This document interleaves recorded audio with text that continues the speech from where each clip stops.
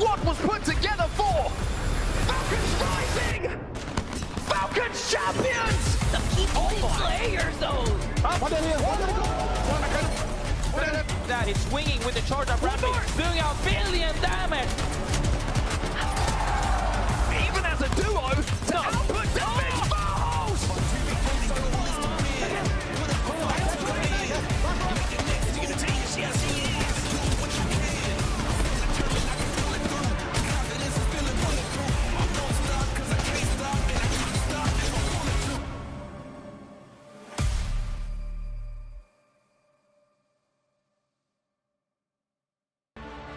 The ALGS kicks off its doubleheader post the New Orleans Open, which got Falcons to the top like they wanted to when they put that team together. EMEA had a different problem, trying to get representation into that finals, and it has definitely churned some fires, and we've seen it in the performances so far. It's now time for EMEA to show yet again why that won't be happening, and they'll have more representation, but also a bigger chance to hoist that trophy coming up soon. My name is Rain Day. I'm so excited to welcome you back to our second day of that doubleheader, as I mentioned, and kick things off with one of the most exciting regions and one of the regions that has the most to prove here in the ALGS. But of course, I'm not alone, and that means we've got a great crew in the show today. I call him Archbishop. I call him Duke. I try to give this guy a title because I think he deserves it. He brings the vibes, he brings the good energy, and he obviously brings the great Apex. Dia, it's great to have you here, man. And it's great to be here, especially with somebody with whom I can exchange titles that are reminiscent of monarchical era. I've had a really great week, Rain Day. It's been really fun watching yesterday's games, and I'm excited to get into them today. It's beautiful weather outside, so I've been enjoying that as well. I can't even find a complaint about this week. It's been perfect. It's been perfect. And, you know, I always say this behind the scenes, this guy's always wearing the most comfy stuff in our green room, saying, how are you getting sweaters like that, shirts like that? He blames it on his wife's good taste. I think he's got some good taste, too, definitely when it comes to Apex comms. So we're excited to have you, Jamerson, buddy. How you feeling? Yep. Surprisingly, I picked this out myself because my wife isn't here this weekend, but I also bought this by myself. So, you know, like I got two things going for me right now. I think it looks good. I think it looks all right. And, you know, picking up a nice little flannel here. We're talking about the weather. It's a little bit chilly out, and so this is keeping me comfy. I know. Don't give this guy what a telestrator. He's going to start drawing, you know, weather temperatures and things like that. I love it. It just means the vibe is good here, right, guys? I think that's what it is. Outside and inside, Apex is ready to go. And if you just joined us, you probably want to know what happened yesterday. I mentioned doubleheader. Well, yesterday had a fun bit of action across the entire EMEA region, guys. It started off with Alliance kicking off pretty well, but it ultimately would end up, Dia, being the day where Na'Vi would find a way and assert themselves at a position where, you know, hey, even though Alliance is so successful, they're still able to kind of maintain control over EMEA. Yeah, Na'Vi keep reasserting themselves on top, and I think that's really important, not just looking at yesterday's games, but looking at today's games as well. And the last time that these two groups faced each other, now that we're entering round 2 of the first split, it was Na'Vi on top last time, and I'm expecting that it'll be Na'Vi on top this time, if only because nobody seems to be able to keep this team down for long enough to actually take a full group off them.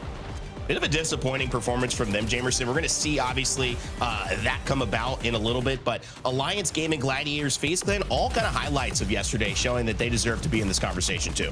Oh, yeah, definitely, especially with how consistent Alliance is always performing. Right now, it's about who's going to be at top and who's going to be maintaining those 4 spots going into EWC. But if we take a look at the breakdown, it is those 4 squads: Alliance, Gaming, Gladiators, FaZe Clan, Na'Vi, all in the top 4.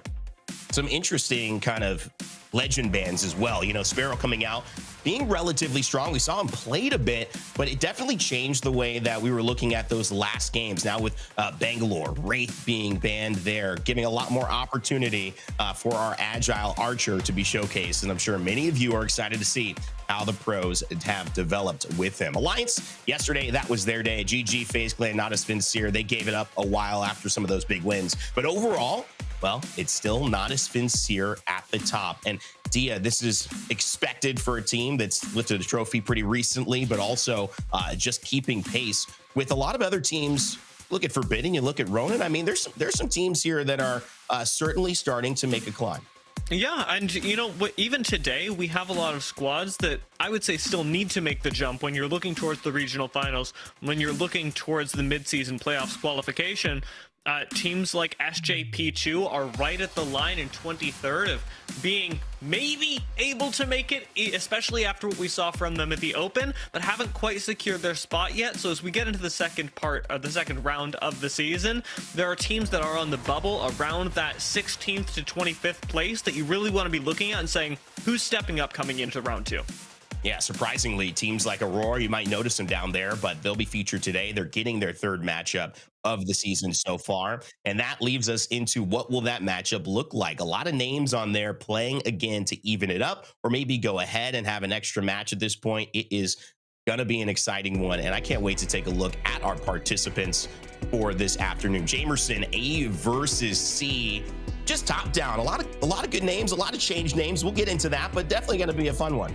Yeah, I mean, definitely, like Dia had said, the last time A versus C matched up, it was all Na'Vi, and we were wondering, you know, were they going to be able to continue that kind of performance? And they have definitely shown that they can.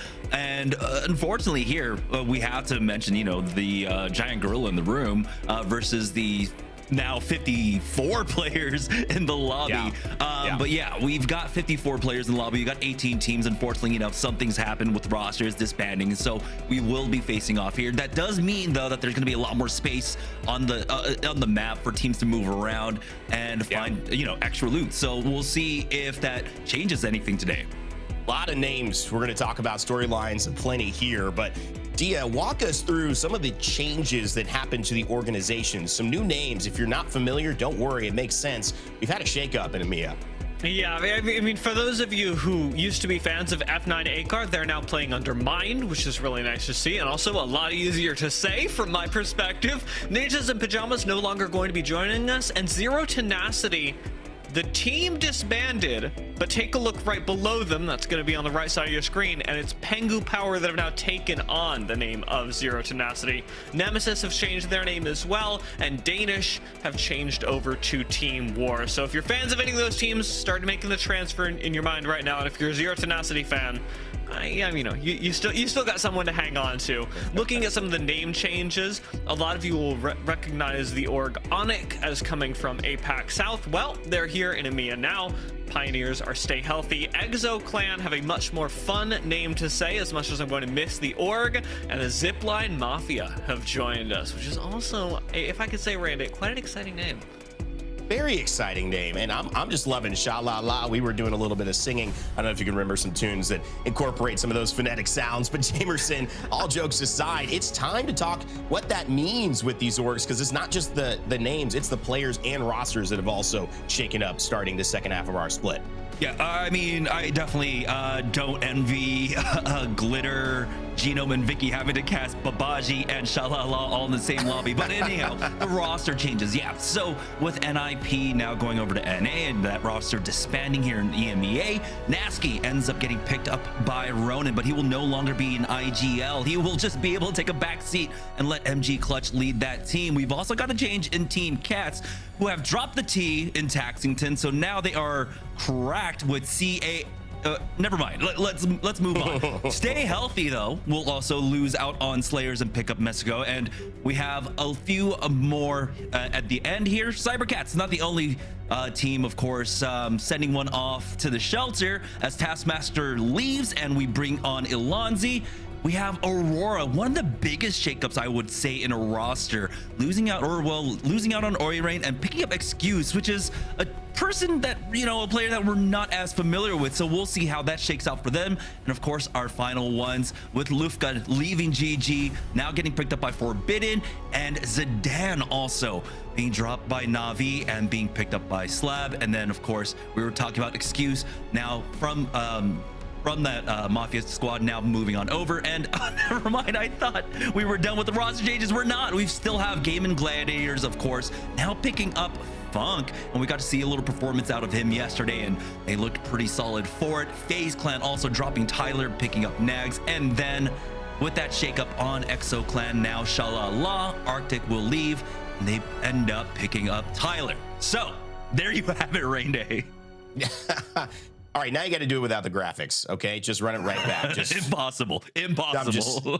There's a lot of shakeups. That's the whole point of bringing that to your mentioning and at the top of the show, because, when you think about how this season is beginning, we've never had a LAN in the middle of the season. And LAN is after that where a lot of teams get to realize, is this going to work for the long haul? And so that's probably one of the biggest impetuses as to why midseason we're seeing so many shakeups, people realizing right away, hey, we need a little bit of a different piece. Hard to look at Zidane and coming from a championship roster and now not having a place to play. We'll see if Slab is the answer for Navi to keep that energy after what probably was a disappointing open for them. But that leads us into what is the storyline today, guys, as these teams in A versus C go head to head. Tia, I'll start with you. Who do you have your eye on? I gotta say, I'm picking an old favorite because cybercats, especially the org from last year, was a really exciting team to watch. Now they've got Alonzi, Ozus, and Ranches, and yesterday they actually managed to have a huge tick up in their performance, being the first time throughout the whole split that they even cracked top 10.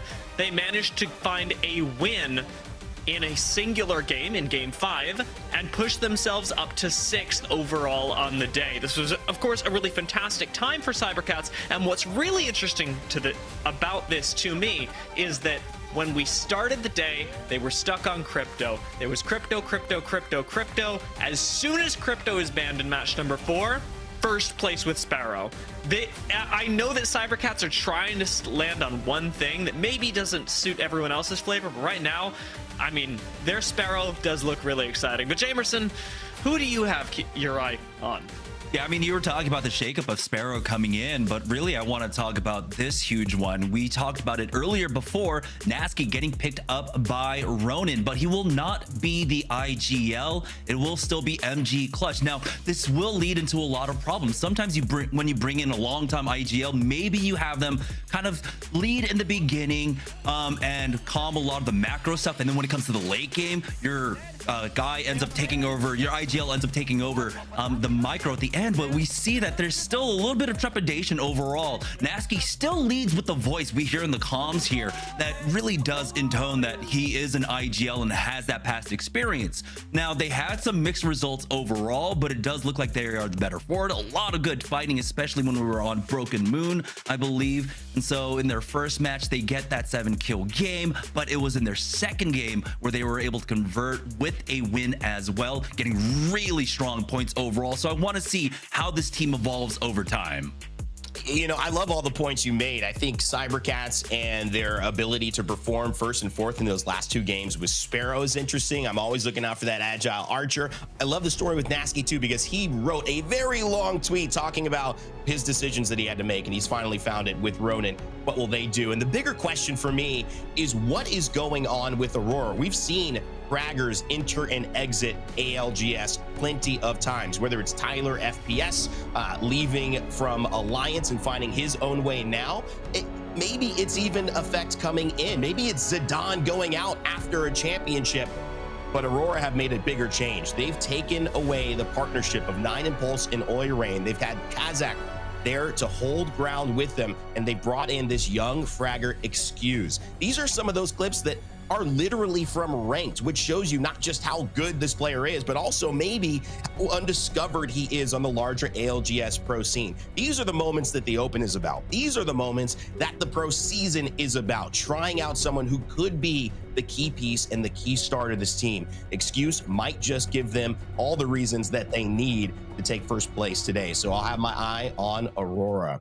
Really exciting, for Aurora and all those teams that are making those changes. We'll see how they have an impact. Again, we are doing this post-LAN, so it's a mid-split. It's a doubleheader weekend. A is going twice, so this is going to be a lot of fun.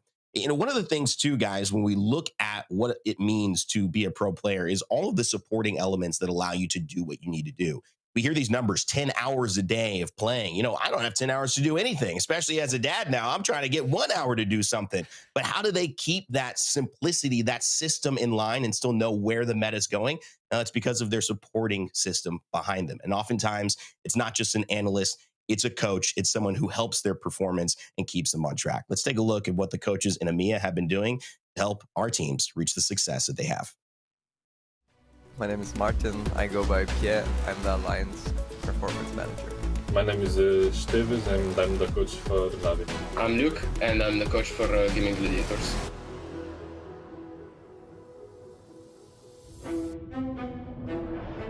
Coaching in Alliance is a bit of a unique thing, where I work more so with the players, like on a performance level and a mental level. Like, meanwhile, Natus is the strategic guy. He does the numbers, he runs the stats. And The role of a coach varies. For myself, I'm mainly a strategic coach. Try to find strategies and tactics that help us be at the top. My role as a coach is basically I study other teams. I study my team in terms of the mistakes we do. And they have someone who does everything behind the scenes for them. All that I do, I believe that my players are able to. The thing is, they don't have the time. It allows simply for the players to have a much simpler life. And focus on the important part is shoot and win. what's something people might not be aware that we do is I ask them the serious questions. I also help them with their schedules, making sure that they just get better as people. On the performance and mental aspect, a coach is crucial, and that's simply it. Like, get to know your players and understand them on a human level. If we're doing bets, I need to be there to support them and not be only their coach, but their friend also. I think it's very important. It's very important that you're the most confident person in the room, you're the calmest, and you're the voice of reason. And encourage them and make sure that they get their head on straight. Yeah, I think coaches sometimes don't get enough recognition, but it doesn't matter if you have a good coach or not. You need to have a good team in general. I do think that coaches don't get the proper recognition, but at the same time, the main focus are the players, and that should still be the case. Even though, like, I know we worked really hard for it as coaches as well. More than anything, I just wanted my players in the spotlight and for them to be shown to the world. When we lifted the EWC trophy, your heart drops to your feet and you're just standing there and feel nothing but proudness for your team. Like, it was like the proudest dad moment you could probably ever experience. When your team wins a game, that is what you do it for. I just jump out of the chair. The emotions are at insane levels. It was like literally months of hard work. So proud of them, and it was a unique moment that I'll never forget.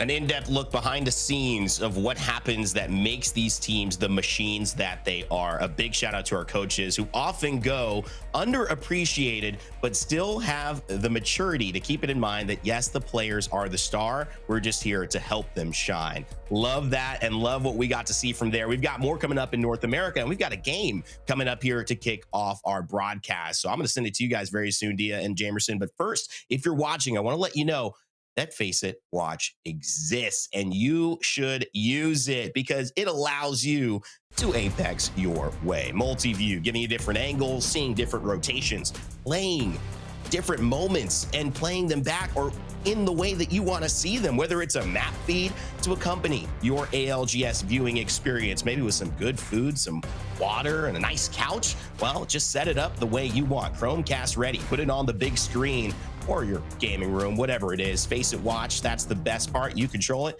You watch the ALGS your way. The other thing we want to let you guys know is that we're doing a segment that is live and interactive at halftime with someone that you're going to be excited to see. It's Funk. He's going to be joining us. So make sure to ask questions and participate because we want to know what questions you have for a pro player, for broadcast, for what's going on in the day. Let us know and interact with our socials at Play Apex Esports on X or twitch.tv/PlayApex or youtube.com/Play Apex Esports. We will be looking at the chats live. We'll be looking at the responses on X. And we'll be filing some of those questions and putting them on the show. So if you want to be on the show, great opportunity to do it. All right, Dia, Jamerson, guys, it's about time to go. The game is about to be ready. Let's kick off EMEA here and see what they've got as we head into our second day of this fun Memorial Day doubleheader. Take it away. All right. Thank you, Randy. Jamerson, Second day of Sparrow play. I'm wondering, you know, how you're feeling coming into today. Is it's not just the rematch of these groups, but still the introduction of a new meta. We're experimenting with some stuff.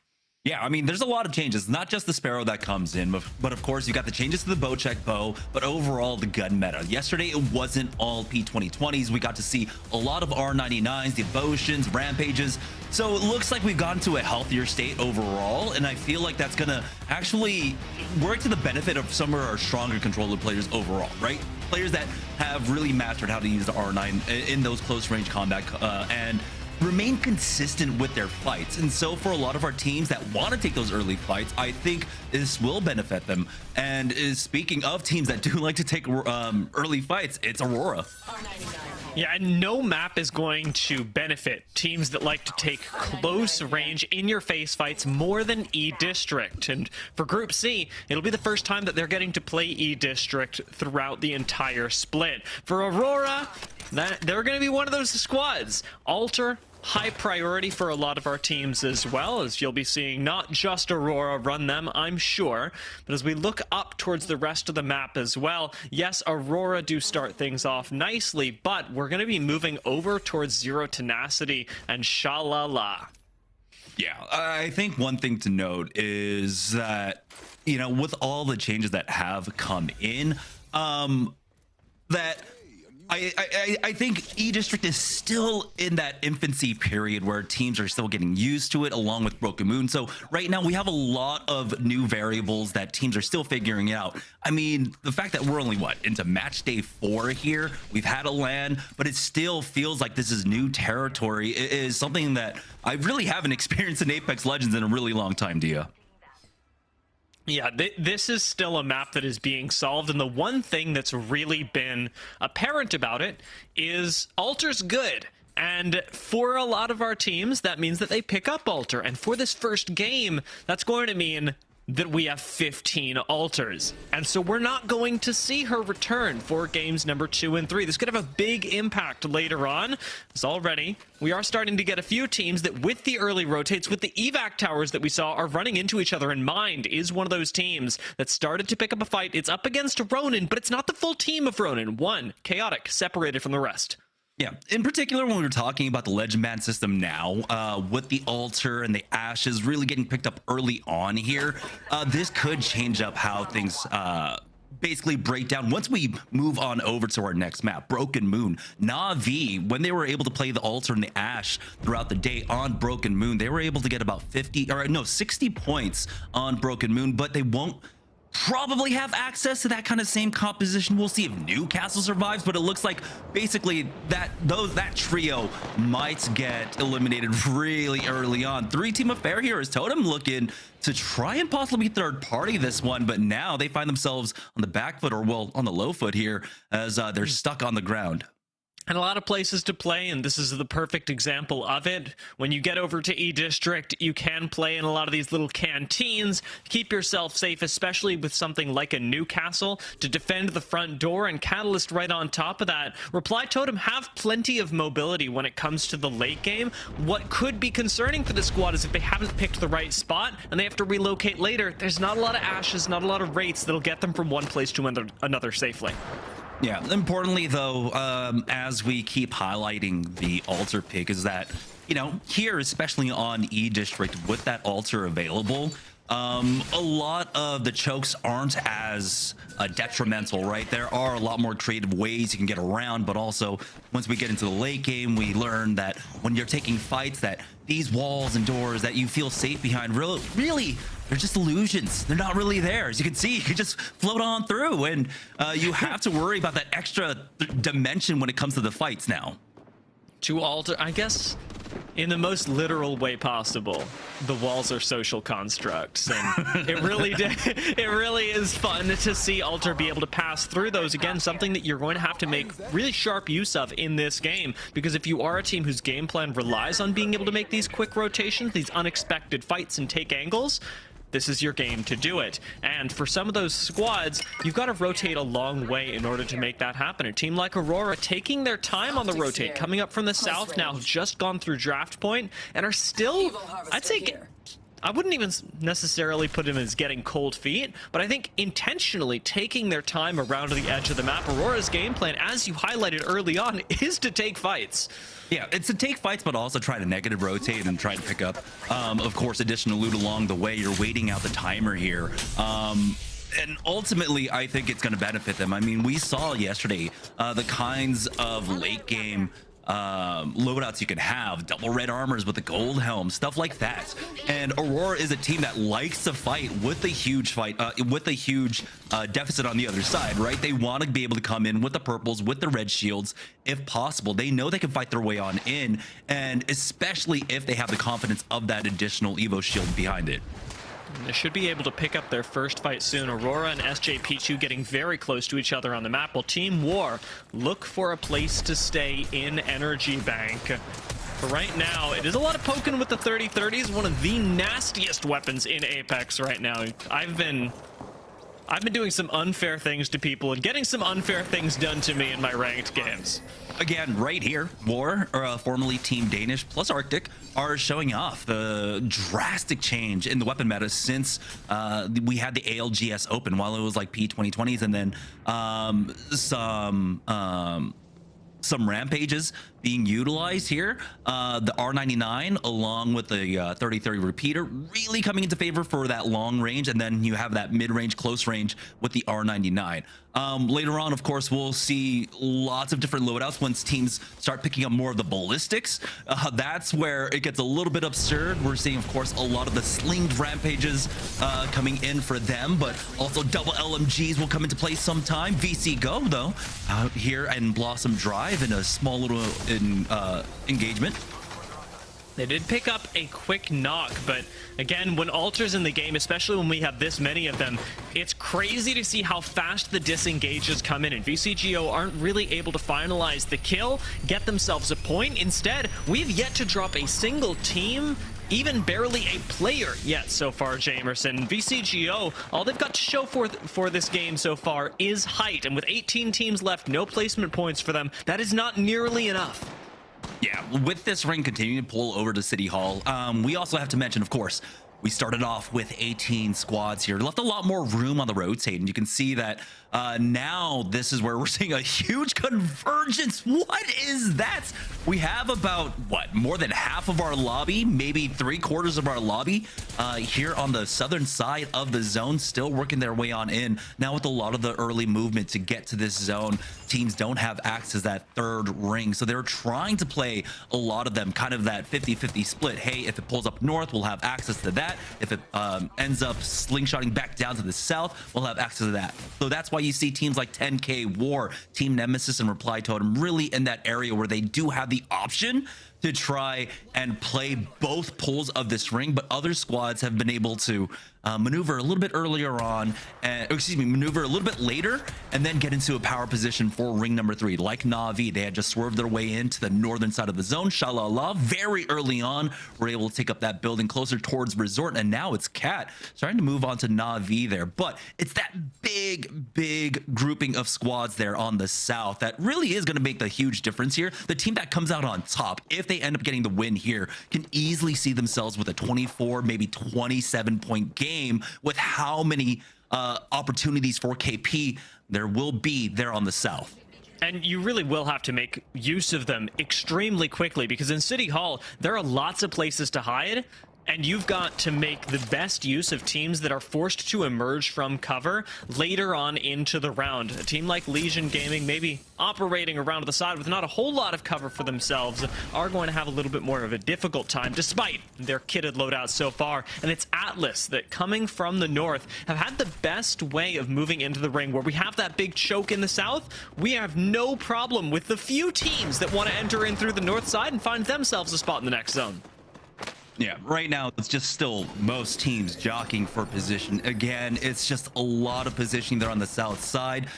People that are able to pick up the survey beacons, of course, are able to avoid a lot of these fights. And right now, we don't have too many engagements. Maybe Zipline Mafia and VCGO will continue their fight there on the south side. We might also have a convergence of Aurora and Legion Gaming, but here it is, Zipline Mafia with that high ground advantage. Zipline Mafia with all of this height actually got a lot of responsibility on them as well. It's difficult to cover as many angles as they need to and be able to pick up kills, and they get flanked from the side as well, losing control of the engagement. Will they be able to survive? Already trying to disengage through the altar portal. I think Void Nexus is going to let them reset for now, and Zipline Mafia, while they do drop 2 knocks, they haven't actually dropped a kill just yet. We're staying in this limbo stage, Chambers, and finally we will get one finished off, but VCGO seem keen to recover. Yeah, cybercats were able to find a keen opportunity to try and come in for the third party. Both squads really realizing, hey, this is not it. This is not the fight, and so they will go ahead and back away for now. Again, with the space that's left here on the map, there's plenty of opportunities to back away. Legion Gaming, though, on the back foot, already losing out on Sap. SJP2 pushing forward. Miscam not interested in taking that 1v1, even with the Devo, needs to hit a reload, and Ken from the side just supporting, playing anchor on Ballistic with the 30-30, covering the rest of the team. Miscam's going to go down, and now it's all up to Ken, and you'd hate to have that pressure on you as Denze runs up. Fight's going to be finished real quick, and it's SJP2 that come out on top. Yeah, and that's going to be Legion Gaming, our first squad down as round 3 starts up here. And SJP2, we're looking for it. But I believe they were actually kind of mirroring Aurora a lot on that road state. Hold on, we've got another fight. I thought it would come a little bit later here, but here again, once again, on the south side, so much fighting to happen. And when we're looking at those teams that we talked about earlier that rotate in from the north side, Atlas have a big advantage, Cat have a big advantage, and even though we saw Cat and Navi positioning aggressively against each other earlier, neither team has been eliminated, and they are in a really fantastic spot for the end game as it approaches us, as more teams continue to drop on the way. This is where, Jamerson, you really have to take advantage of the squads that have to emerge from cover for even a second. Yeah, and again, the battleground has shifted a little bit more now as the next ring pulls further and further to the northwest, closer to where Navi, Cat, and Shalala are. But slowly, we're seeing a lot of teams trying to skirt away to the eastern side of the map right now. And so while we had that huge pileup on the south side, it's slowly shifting to the southeast. We've got teams like VCGO and cybercats, a very few teams there on the southwest. But here is Reply Totem, trying to control this south side as they make their move on through. They've got the Kraber. This is what they really need to utilize to create a path forward for themselves. Now, of course, they're really under no pressure. Nice little shot there to take the engagement, but of course, the Kraber can give them the opportunity to clear the way. And Mind go out on the rotate. Totem playing no small part in that either, with some nice shots from Andy Jax. Now, rotational tools are going to be really important at this stage in the game. They've nearly got Catalyst Ultimate up and very little cover to play. That should be enough for Totem. Unfortunately, not enough for VCGO, who go out. Navi collecting a few points, and the big winners in the center of zone right now. It is very scary to be looking down the barrel of another fantastic game for Navi. Yeah, right here, it was Ronin, Shalala, Navi, and Cat, just with having so much free space in the zone right now that they're able to just control the peripheries. So all those teams that are stuck inside City Hall are just gonna have to scrap it out for top 5 at best. Maybe, you know, even hope that they get top 7 here. Team Nemesis is one of those squads trying to find a way on in. They are one of the few teams actually that have a more clear path, and there isn't as much resistance as we have cybercats actually taking a small little poke over at Shalala. So right now it does seem like a few teams have been able to make their way on in through that scramble, and it really broke down to just seeing that, hey, you know, all these teams are fighting. We don't have the third party. We can instead use this option to just sneak into zone instead. A little bit of patience from those squads, a little bit of patience for Zipline Mafia. Lets them get away from Aurora, but now puts them up against Totem. This is an isolated 3v3 relative to everyone else's. Unfortunately, we are still going to lose some squads. Zero Tenacity going to go down. Team War starting to look down the Zipline Mafias. Again, we know that Aurora and Reply Totem all in the area. Aurora going to shelter behind some temporary cover for right now. It will be enough to keep them alive. Unfortunately, these Stinger bolts keep raining in. That is the second one they've had to deal with so far. Team Nemesis going to go down as Aurora fight for their lives. Oh boy, but it's Team War here on that mad scramble from the southeast side. They're trying their best to survive, but no, Frix is going to be able to make it out alive here with about 25 HP. Aurora just getting eliminated now, and he has gotten spotted out by that Stinger bolt. Frix won't even have an opportunity. Never mind. He will be able to hit up this bat. Oh, just like that, he gets knocked out. We are now down to 9 squads remaining here, Dia. That's so unlucky. The arc snare doing it to him and taking us down. Yet another team. Top 9 now, and the cybercats, one of the teams we highlighted at the start of the day, who were forced into Sparrow yesterday, have started with Sparrow this time around. Ranches picking that up, and already this turned into a very good game for cybercats. Yesterday, some of their best placements outside of the first place was fourth with 4 kills. Today, they've already got 4 kills. Let's see if they can make it up to 4th. Na'Vi making their way towards that at the very same time. Hiarka with a nice nade for cover. Should be able to find a res pretty soon, but prioritizes finding some shields first, and is going to get swung on by Henchman. Doesn't even get to pull off the bat. It's all up to Uchako now. It's even around these corners. The Bolt is going to do it for 1v1. Can he take the second? Kinda knows he's got an advantage. Uchako gets to pull off the shield bat, and the Bolt comes right back out. It's a 2v1. Uchako swings and zips away real quickly, prioritizing staying alive on the Pathfinder, living to fight another day. Yeah, again, it's another third party. This time around, it's Ronin showing up for this one. GoNext end up getting eliminated, and Na'Vi are able to survive, but can they recover? You can see that there is a sliver of an angle on them, but as they try to back away, it looks like Ronin will be able to slowly clean them up. This all started off with SJP2 pushing Na'Vi's position, and now Ronin were able to spot that one out, come in for the ultimate, I think 4th party at that point, and now they're in one of the strongest positions basically left here on the map for this final circle. Ronin with some of the highest grounds here remaining, and we again still have that pileup of teams that are on the south side. So now Ronin are just reigning supreme up top, no longer wandering, and have found shelter. And Ronin's zone play has really been the differentiator today. The same thing cannot be said for the cybercats, who have been playing a lot more aggressively, mirroring their success from yesterday. Cat and Na'Vi both get taken down, the only 2 zone teams that were alongside Ronin. Now having cybercats be swung on is just changing up this entire game. Ranches with the R99 doesn't get to land the clip, and Shalala, without dropping a member, only having 1 shield broken, are going to take that whole fight with cybercats in less than 10 seconds. Yeah, we were talking about gun meta. The Devo really coming in. We'll call that one the broom now, right? Because it's just cleaning everything up, sweeping them all to the side there. 10K are able to recover their 3rd member, get that back on in. SJP2 now eliminated. We're down to our final 4 squads. Once again, Ronin just with the command position here on that high ground, really knowing to challenge them. We got Shalala and Atlas basically stacked on top of each other, and 10K is the other isolated fight. So if a fight breaks out between Shalala and Atlas, Ronin might feel the urge if they spot out 10K to try and push them and take that fight. But again, Ronin really don't have to risk anything here.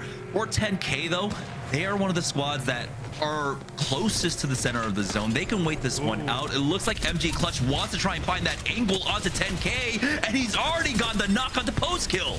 And it is complete lack of awareness by 10K. You said it yourself, Ronin don't have to risk everything, but they're the kind of team that will to find the win. Picking up the kill on 10K now.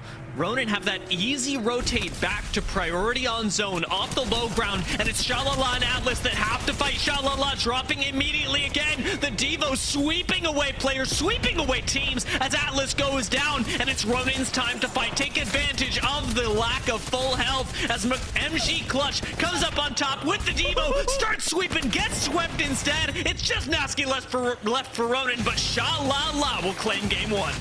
Oh, Ronin, we're so close to getting that. They clear out 10K, try to take the fight up against Shalala, and honestly, they didn't take too much damage on that entry, but somehow the Devos just were able to connect. Chaotic Much going down first was the surprising part about all of that, but somehow Shalala were able to maintain and hold on throughout all of that and take the win.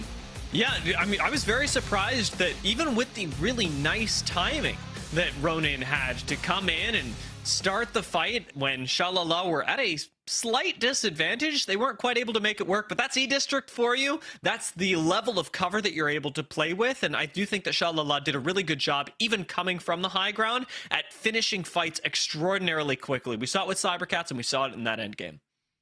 Yeah, and honestly, again, I'm glad to see this new meta. Now, it does seem like maybe a lot of teams are really favoring that Devo, and you can easily see why.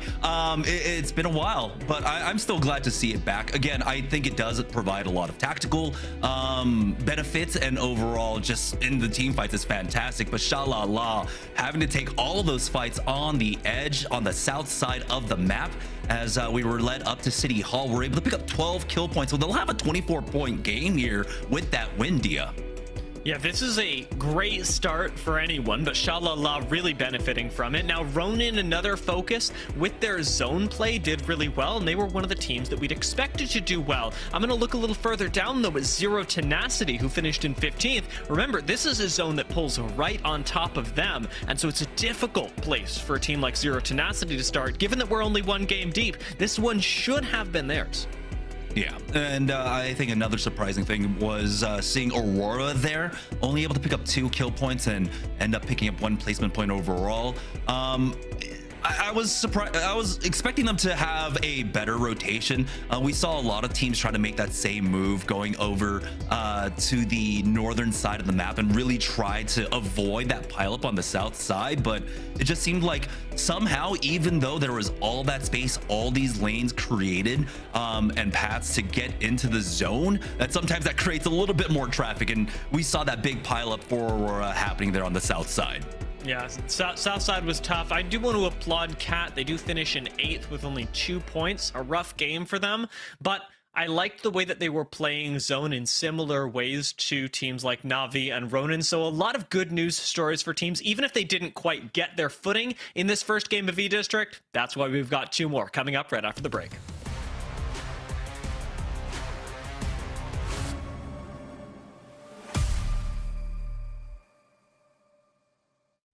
My name is Martin. I go by Pierre. I'm the Alliance Performance Manager. My name is Esteves and I'm the coach for Navi. I'm Luke, and I'm the coach for Gaming Gladiators.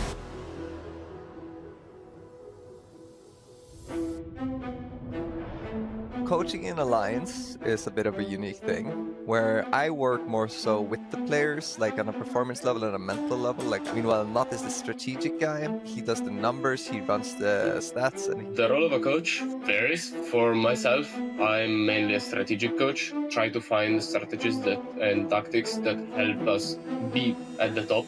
My role as a coach is basically I study other teams. I study my team in terms of the mistakes we do, and they have someone who does everything behind the scenes for them. All that I do, I believe that my players are able to. The thing is, they don't have the time. It allows simply for the players to have a much simpler life. And focus on the important part is shoot and win. what's something people might not be aware that we do is I ask them the serious questions. I also help them with their schedules, making sure that they just get better as people. On the performance and mental aspect, a coach is crucial, and that's simply it. Like, get to know your players and understand them on a human level. If you're doing bets, I need to be there to support them and not be only their coach, but their friend also. I think it's very important. It's very important that you're the most confident person in the room, you're the calmest, and you're the voice of reason. And encourage them and make sure that they get their head on straight. Yeah, I think coaches sometimes don't get enough recognition, but it doesn't matter if you have a good coach or not. You need to have a good team in general. I do think that coaches don't get the proper recognition, but at the same time, the main focus are the players, and that should still be the case. Even though, like, I know we worked really hard for it as coaches as well. More than anything, I just wanted my players in the spotlight and for them to be shown to the world. When we lifted the EWC trophy, your heart drops to your feet and you're just standing there and feel nothing but proudness for your team. Like, it was like the proudest dad moment you could probably ever experience. When your team wins a game, that is what you do it for. I just jump out of the chair. The emotions are at insane levels. It was like literally months of hard work. So proud of them, and it was a unique moment that I'll never forget.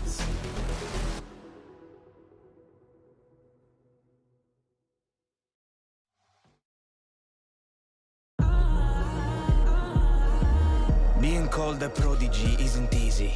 The pressure, the expectations. Nah, I'm just kidding. I was born for this. And yeah. The future is here.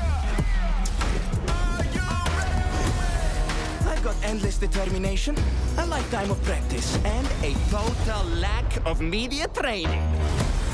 Success, it don't come overnight. Just watch me put up a fight. Locked in, I'm feeling cold as ice. Let's move. I don't know how to slow down. Found my target. Time to say ciao. Doing work on a holdout. It's looking like it's a blowout. More eyes on you means less on me. Putting in audio with top. Making my way up to the top. Figure it out. The first in line, the next in line. I can't deny I've been. I'm in the games, I'm on your screens, and now I'm on billboards? Oh, check this out. Que figata! It's looking like it's a blowout. Putting in audio with top. Making my way up to the top. Coming in hot. The first in line, the next in line. I can't deny. Later, champ. Here I go. Do it again. Surprise. Woohoo!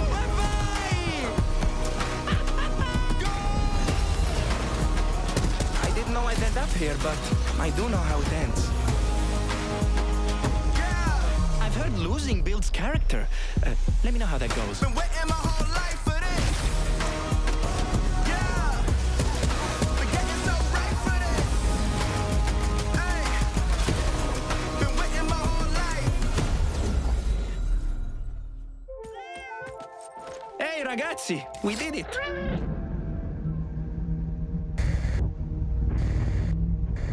Pay attention.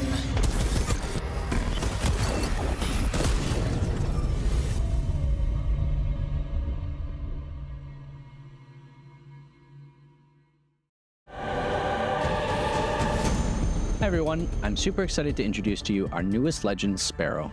It's been a while since we've had a recon legend, and we wanted to bring one that offered a new, unique way of tracking enemies.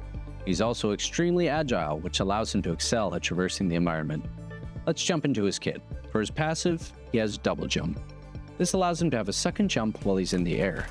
He also has a unique ability called wall launch that allows him to quickly get to the top of walls by pressing jump while climbing. For the tactical, he has the tracker dart. This can be shot out on any surface and will reveal enemies that get within sight of it. Enemies that are revealed will have a trail that can be seen through walls, and will also have a marker that shows the distance the enemy is away from you. For the ultimate, we have the Stinger Bolt. This is a large arrow that will be shot out and planted into the ground. After a short charge up, it will pulse out blasts that will deal damage and slow any enemy within its range. Sparrow will be unlocked temporarily for free at the start of the season, so everyone will get a chance to play him, and he'll be yours to keep if you can beat a set of challenges. Jump in and try Sparrow in our newest season, Prodigy.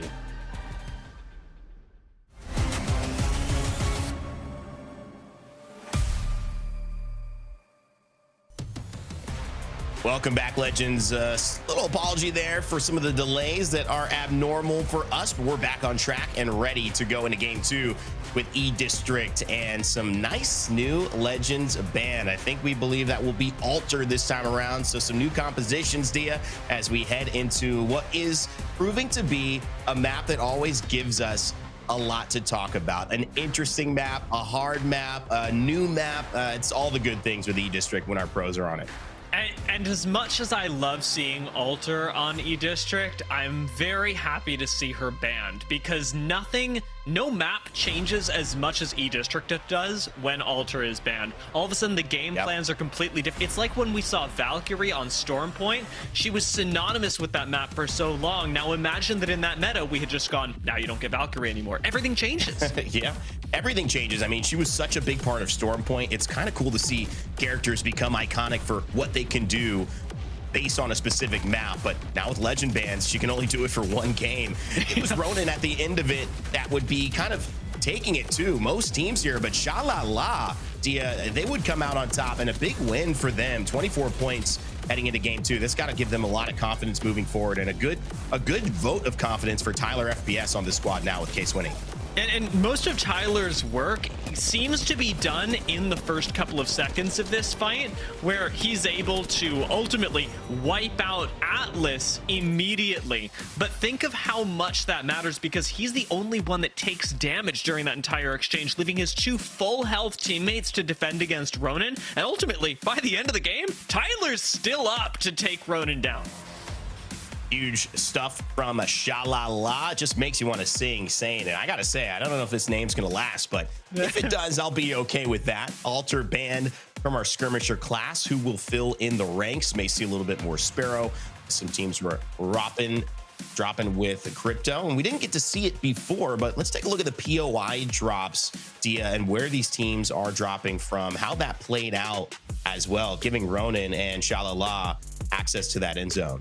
Yeah, a lot of people with, I'd say a lot of space, just given the teams that we've got. I will say, you know, south side of the map does tend to get a little bit more crowded. A team like Atlas, for example, is going to be predisposed to taking a few more fights on the way in. And in this particular case, a team like Na'Vi had really good priority to zone. But I'm looking at teams like Nemesis, especially, who have a fantastic POI to start off with over at Electrodam, Na'Vi over at Lotus as well, who have a lot more space to maneuver during the start of the game, as those squads that should be able to, I'd say, enforce their will in a lot more E-District games than others. Aurora on the opposite side of the map, maybe a little bit more of a difficult call, as over towards the west side, they don't have that much room to maneuver, and for a team that wants to be playing edge, they're relegated to taking rotations that don't have that much loot on the way, which is a little awkward for their playstyle.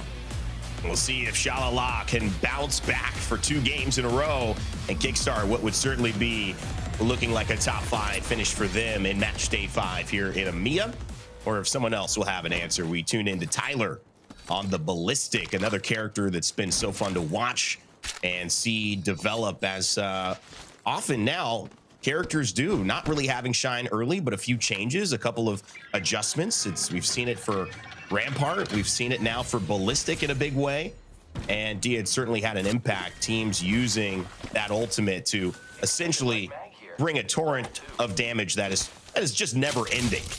And it's completely changed since the introduction of legend bans as well, how Ballistic is used, because when we first started seeing legend bans in the ALGS and even beyond, Ballistic was being used as a fill legend. Well, we've gotten rid of one thing that I like to play. I don't really have something else, so I'm going to pick Ballistic, and the whole team's just going to be better for it. Now, that's not the case anymore. People have really, because of having to play with the legend so much, realized, hey, with a few buffs, this guy's actually kind of ridiculous. There are a lot of angles that you can take that make it almost impossible for people to fire back at you. Add to that the fact that you get free movement speed, free ammunition. It's pretty insane, Randy. Yeah, it's just one of those things that it's just good stuff on good stuff on good stuff. Add enough good stuff, well, it starts to be pretty dang great. I love the Tempest element too, and many people showing that they're just going to extend the lifetime on that. You get a knock, it extends the lifetime as well. And we'll see Ballistic a lot more featured throughout this day as the bans continue. But Zipline Mafia, they put that first pick down to get to Shipyard. And, well, wouldn't you know, it seems like that zone seems to be pulling that way. So a team using that first pick on E-District, trying to make sure they can be in a good spot. They certainly feel that they're in a good spot here. Reply Totem in mind already moving in as well to try to join them down in the south. Yeah, you can tell that Zipline Mafia already have a good idea of where the zone is going as well, just given how they've positioned themselves up against the corner of the map. Reply Totem are going to fill in, but these two teams don't really have to fight each other for the initial parts of the game because they can rely on each other to provide safety instead. It'll be squads like 10K that have to rotate through the center of the map that have a little bit more pressure on them. Taking the fight up against Mind right now, that's fine. You've got a little bit of time to do it. But other squads are going to be coming up behind you in the next 60 to 80 seconds, and so 10K can't actually afford to get too caught up on their way down towards Shipyards. Long time since we've been talking about one of the most accomplished members of the ALGS in EMEA. That's, of course, Kashira, who, with this new squad on 10K, trying to reassert himself back into a position that he found himself in, a fight away against that former version of TSM reps, Al and Verholst, from becoming a champion over in London and to get back there. Now following along with Atlas, Black Venom with a couple of shots on the scout, warding away, trying to get away himself. Little wall bounce, not going to be enough. He will fall. And that spells trouble. Tryhard Thor just trying to get out of there. Immediate catwall. I might save you. At this point, it's difficult to tell. Nate is just unchallengeable with this devotion, and the Nemesis from Denze is picking up the last hits to make things a little bit more difficult. This could be a full team wipe earlier than we saw last game by a long shot. Shrix, nowhere left to go. The wall jump will not save him, and Atlas go down first. SJP2, they give no quarter.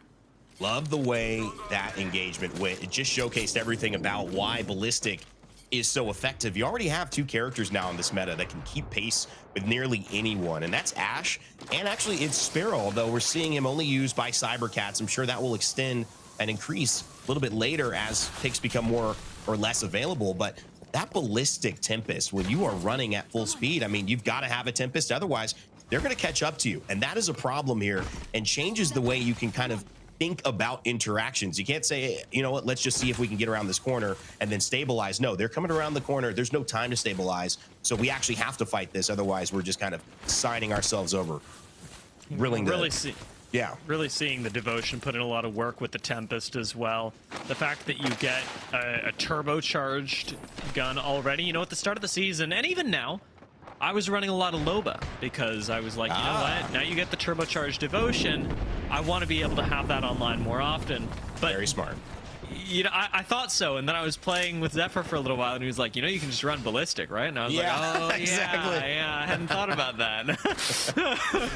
The other benefit, right? I mean, just having that fully leveled up weapon, it saves you the trip for the devotion. I know many people watching at home, man, they like a little bit of the looting aspect of the BR. It's sometimes fun to find that purple barrel, but these pros, they don't want to have the hesitation. Throw that in there. The Rampage, also maybe the second, maybe the first choice outside of the devotion who's challenging it now.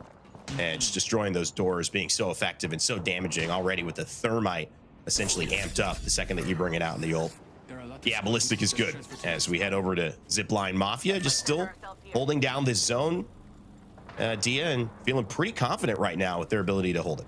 Yeah, they've taken the least interactive position possible. Back of the ring, nobody wants to talk to them, and Zipline Mafia do benefit in this way as long as they're able to keep control of who gets to approach them. But as soon as there's a team within 10 meters of Zipline Mafia, it becomes suddenly very difficult to defend this position. Almost as difficult as defending Nemesis's position, as there are double defensive ults out, and SJP2 are getting aggressive once again.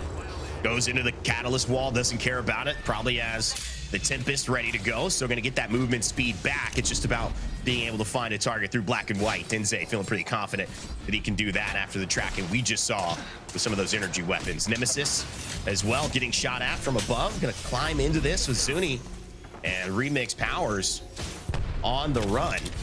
SJP2 still holding down that outside and applying that pressure with this Fuse Ash Ballistic combination that has really been putting a lot of pressure on teams in this lobby.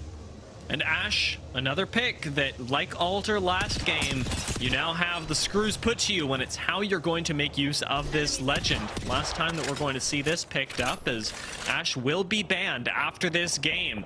So the attention has to be focused on Denze and his intelligent use of not just the snares, but the portal as well, to get SJP2 into the best position possible, playing from the edge of zone.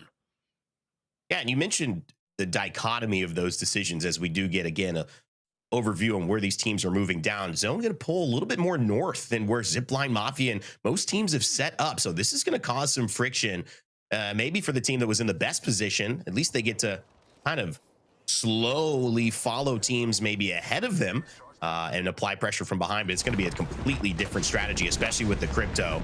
They're not as positioned to apply that pressure as some of the other squads that we're looking at right here with SJP2.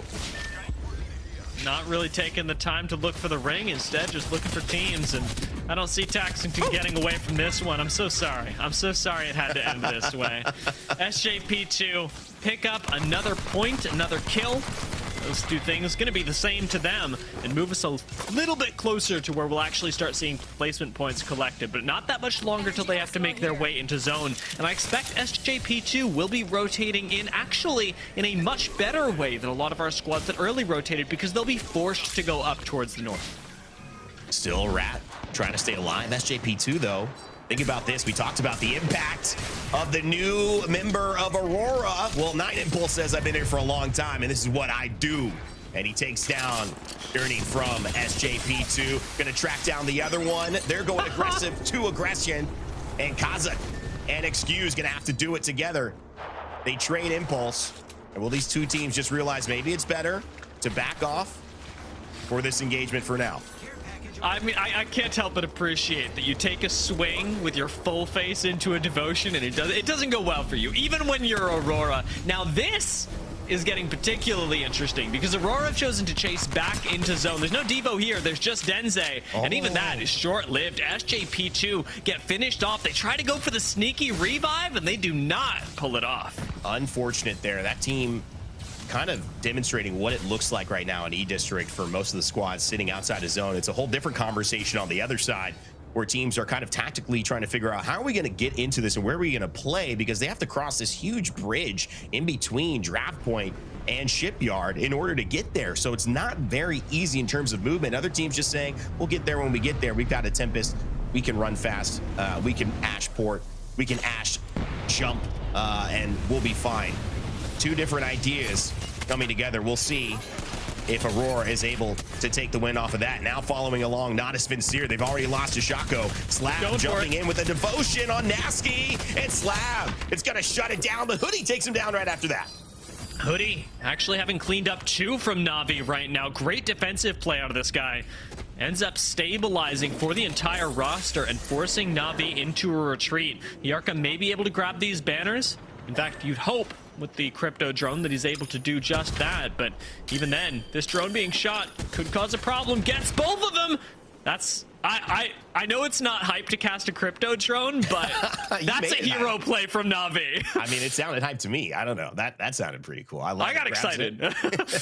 Getting your team back alive is going to be huge. And can he get the revive as well? Natus Vincere, Ronin sharing that top spot. Team Nemesis just making it out of zone.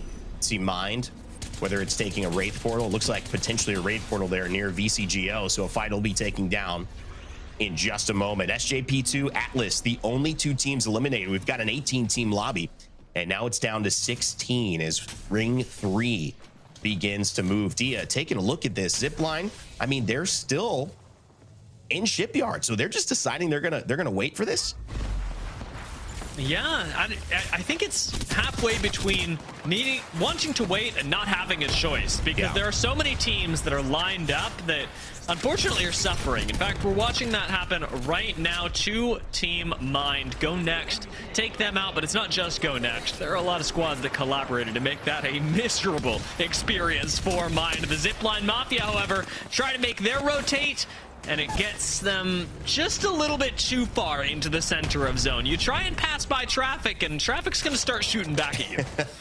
And it's just, you can see it right there. I mean, there's no running anymore. We've had metas where you could definitely have a character, you know, whether it's a Watson, a Newcastle, a Catalyst, and someone could get away from a chasing enemy. It's not going to happen here. There's too much speed.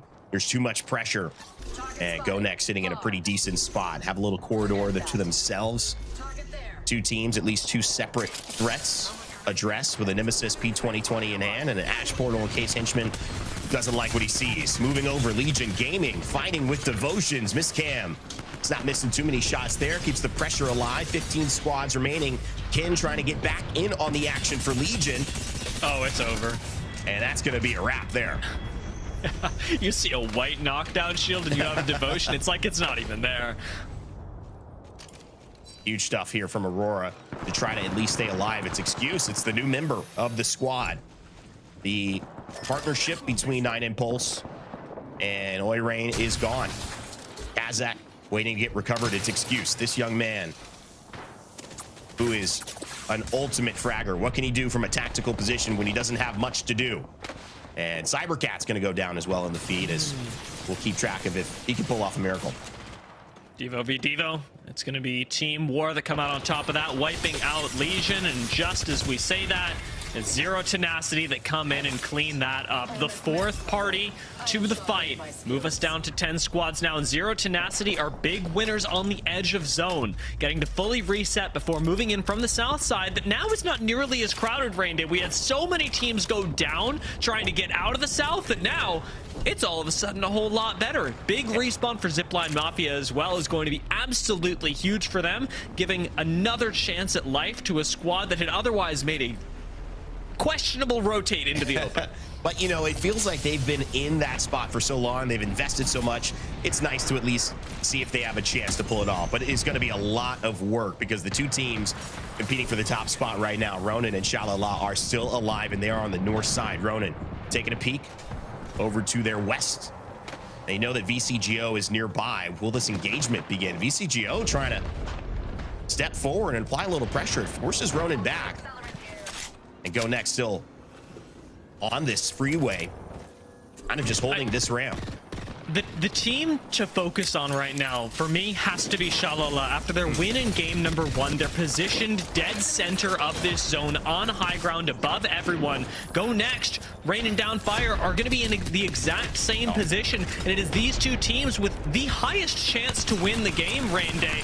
Henchman's going to give up the high ground for now to try and finish off a squad, and I think he'll be able to do so. P2020 still incredibly strong. Zero Tenacity will go down. No ult up for Henchman to regain height with the squad. So we'll have to wait a little while, be a little bit more patient, but keep your eyes on GoNext. Keep your eyes on Shalala, because this bridge is incredibly powerful if you're able to hold on to it.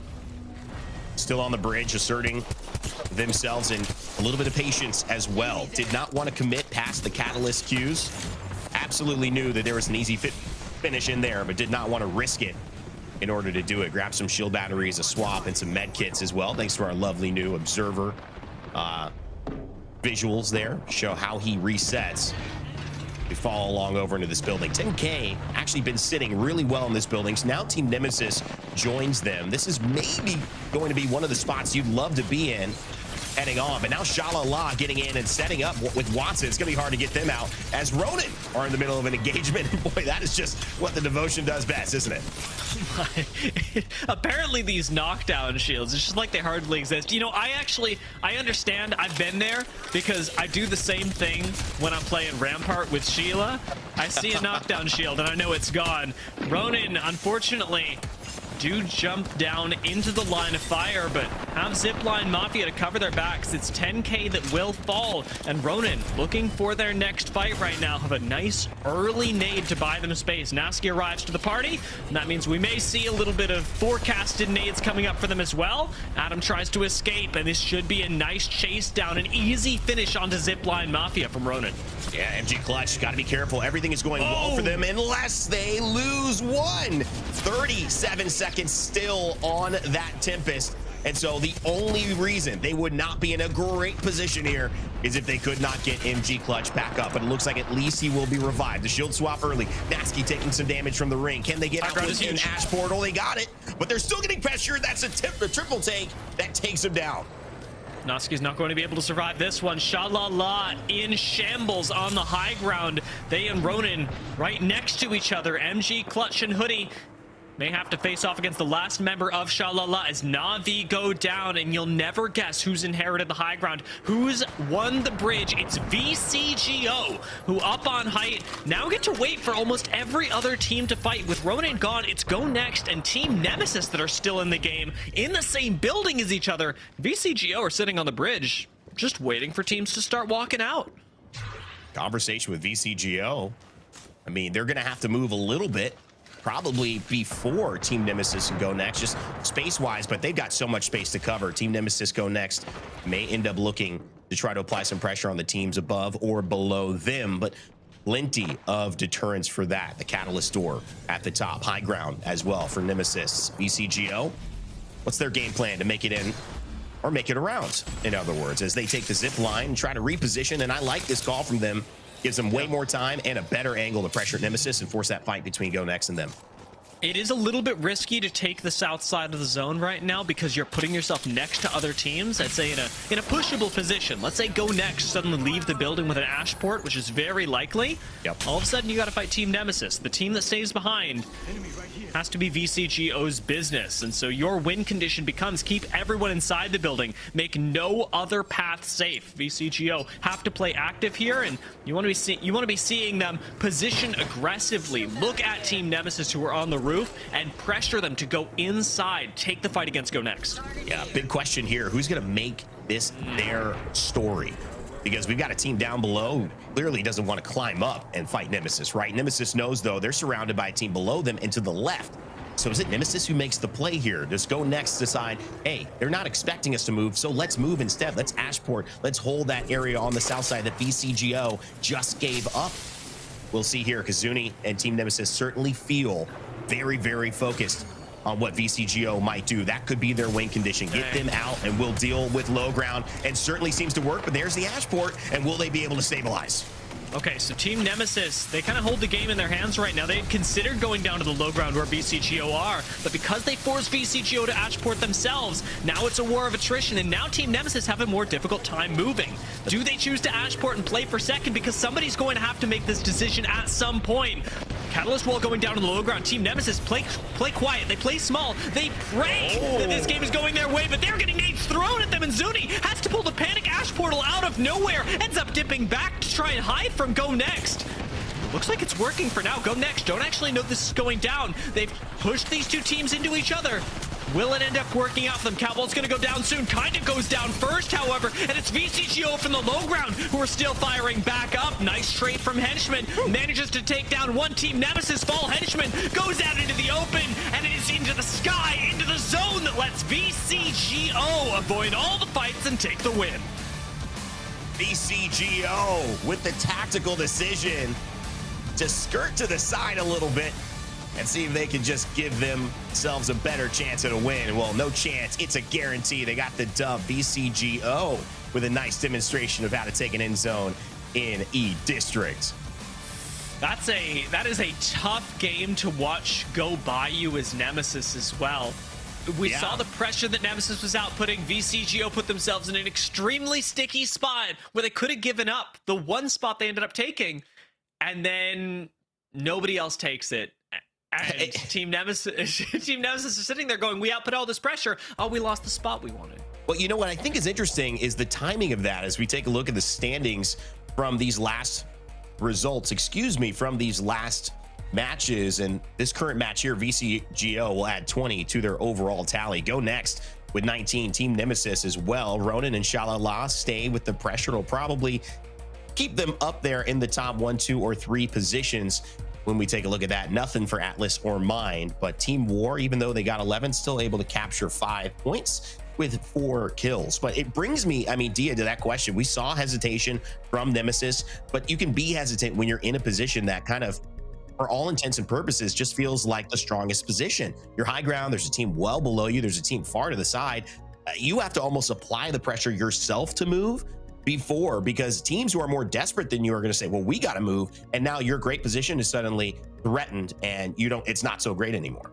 And, you know, I will say, when thinking about pressure points and where you're applying the small amount of power of leverage that you have, GoNext really stand out to me for that very reason. They're running almost the same composition as everyone else. I mean, the EMPs really barely had an effect in that last circle, but the big difference maker was their swing out into Catalyst wall. We saw Fuse ult from VCGO, that was huge. Knowing that while Nemesis started on the high ground, as that circle was going on, their position was getting less and less powerful, and GoNext swung really well, Catalyst walled really well, and turned around and just watched Nemesis and VCGO work together.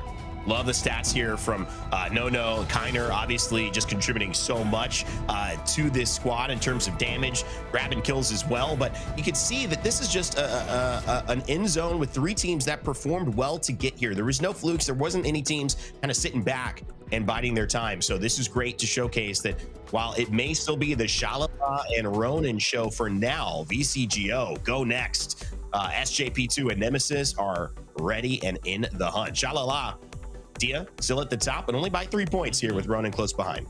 And I'm going to give a little more credit to VCGO here as well. It's VCGO that took the spot of Shalala, that took the spot of Na'Vi. They not only found a win, but they found it by taking out some of the most powerful teams that had presented themselves in the lobby, not just in Game 1, but Game 2 as well, in the ALGS Pro League here in EMEA. If you're taking out Titans like that to then find yourself a win, you're looking pretty good for today.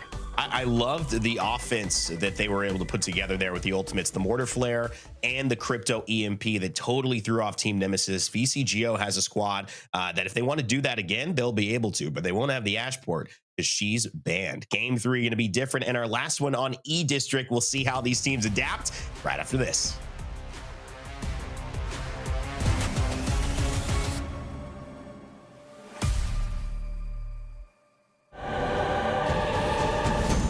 Hi everyone, I'm super excited to introduce to you our newest legend, Sparrow. It's been a while since we've had a recon legend, and we wanted to bring one that offered a new, unique way of tracking enemies. He's also extremely agile, which allows him to excel at traversing the environment. Let's jump into his kit. For his passive, he has double jump. This allows him to have a second jump while he's in the air. He also has a unique ability called wall launch that allows him to quickly get to the top of walls by pressing jump while climbing. For the tactical, he has the tracker dart. This can be shot out on any surface and will reveal enemies that get within sight of it. Enemies that are revealed will have a trail that can be seen through walls, and will also have a marker that shows the distance the enemy is away from you. For the ultimate, we have the Stinger Bolt. This is a large arrow that will be shot out and planted into the ground. After a short charge up, it will pulse out blasts that will deal damage and slow any enemy within its range. Sparrow will be unlocked temporarily for free at the start of the season, so everyone will get a chance to play him, and he'll be yours to keep if you can beat a set of challenges. Jump in and try Sparrow in our newest season, Prodigy.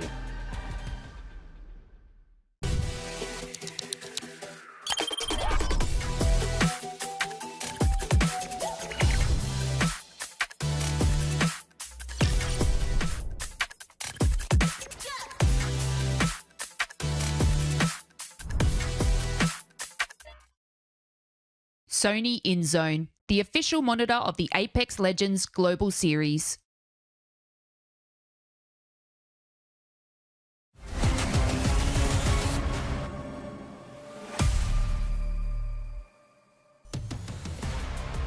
Welcome back, folks, to our third round of E-District here in Day 5 in the EMEA ALGS. Jamerson, what an exciting game we had in game number 2. Totally different area of the map, totally different compositions without the altar as well, and that end game got a little chaotic. Yeah, it was very interesting to see like the breakdown of that. We saw a hard pull down to the south. Everyone thought it was going to pull further south. We saw a lot of teams taking early positions and going really deep into the pocket, leaving a lot of the center zone. When we got to Shipyard, that that ping pong pull away from that south zone really freed up a lot of center zone positions, particularly that building that Nemesis and GoNext were able to play on. So we're seeing our team still getting used to the ring pulls here, but I do want to talk about what VCGO were able to do in this.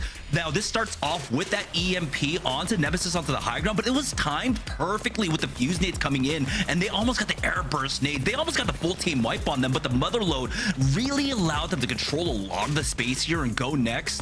Of course, we're just trying to bide their time at the bottom of that building. It was really about who was going to blink first, right, and take that center zone, and I think Nemesis just kind of had the wrong read on it. They had the Newcastle wall. They could have taken that position early on and then taken, of course, that risk, but having that Newcastle wall would have been drastically a game changer for them. Unfortunately, VCGO, they were forced out of their position earlier on. We saw, I believe it was Nemesis up top really applying pressure on them, and then they gave up the win basically in that regard. Now, of course, with our legend bans, it's going to be Ash going down here after game number 2. You know, I am really curious if we had seen this play out for Nemesis, if they had used the Newcastle wall, if they had made it all the way through the Ashport, because that was definitely not where they wanted to go with the Ashport off the roof, what that game looks like for them. I don't think it changes a lot. I still think that VCGO find the win, but is it all about who makes it down to the low ground first? It'll be a question that echoes in my mind and a lot of these teams' minds as we continue trying to solve what an E-District end game, what an E-District mid game looks like, especially as the legend bans keep piling in. Now, if you want to get from one place to another safely and vulnerably, your last character that can jump into the void, the last legend available that can do that, is Wraith. I wonder if we'll see a lot of Wraith this game or no. Yeah, we'll see if Wraith gets picked up here. Might be something that we hold on to once we move on to Broken Moon instead. But VCGO, we'll see if they can continue on and carry this momentum for game number 3. But again, that was just a lot of smart moves coming out from them. Got to give them the credit that it's due, because honestly, they were under a lot of pressure in that end game. Typically, of course, with a zone like that, you would see a few more teams alive, but we had a lot of scrapping on the outskirts, of course, with teams like Aurora, SJP2 really being the catalyst for a lot of the fights on the edges. And so there was a lot more space for VCGO to play around with that. They were cognizant of it. They were able to take that into consideration. We were wondering what some of the picks were going to be. It looks like we are getting a lot more cryptos coming in. We are already seeing Bangalore getting picked up, and a smattering of Wraith here. It's actually kind of split between Wraith and Bangalore. Yeah, this one is a lot more spread out than games have been in the past. I think Ballistic tops the charts with only 9 picks, so less than half the team's picking him. Still, he's the most picked legend. We talked up SJP2, though, and their aggressive gameplay from the last round. That was really the catalyst for them, and that already is off to a poorer start this time around, because Cat took notice of what SJP2 were able to do in the last round and served them the aggression instead, making an early rotate over towards Stadium and evicting the entirety of SJP2. Yeah, this is great for Cat, getting that early elimination, and of course, trying to whittle down the traffic that's going to happen when we have another Northwest pull. This time centering a little bit more on on City Hall, but you can see that teams are already there in position for it. Zero, Tenacity, Shalala taking the exact same spot. We'll see if Na'Vi want to take the same building that they did in match number 1, but their big thing is going to be, of course, trying to keep the outskirts cleared. They allowed, I believe, SJP2 to creep up on them on that northeast side with, I believe it was Ronin who crept their way somehow over to that eastern edge, even though they start off there on the western side. So for Na'Vi, this is basically a chance for them to convert once again on game number 1, fix their mistakes from game number 1, and then have a better foot going into Broken Moon, which was their better performance last time here in A versus C. Really interesting to see Na'Vi taking that pressure that you mentioned is applied to them, the question about what they can do now they've got a very similar zone, and have a totally different play on it. They rotate out away from the second zone and straight into Team War at Galleria, picking an early fight. Na'Vi, maybe with their new third, trying to get some chemistry going in the early stages of the round with some 3v3s and team fight wins to secure points. Yeah, with Na'Vi, when we were on Broken Moon, that started off the first half of, I believe it was match day 2.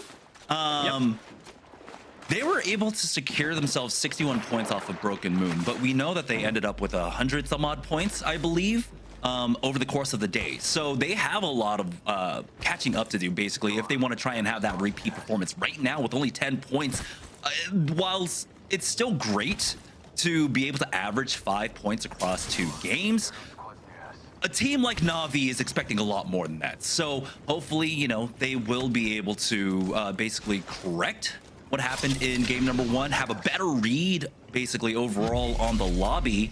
And I'm thinking this might just be early aggression for them. They do have a lot of ground to make up for. If they want to have a 20-point game, they need to have additional kills behind it. And so they need to find these round 1, round 2 fights.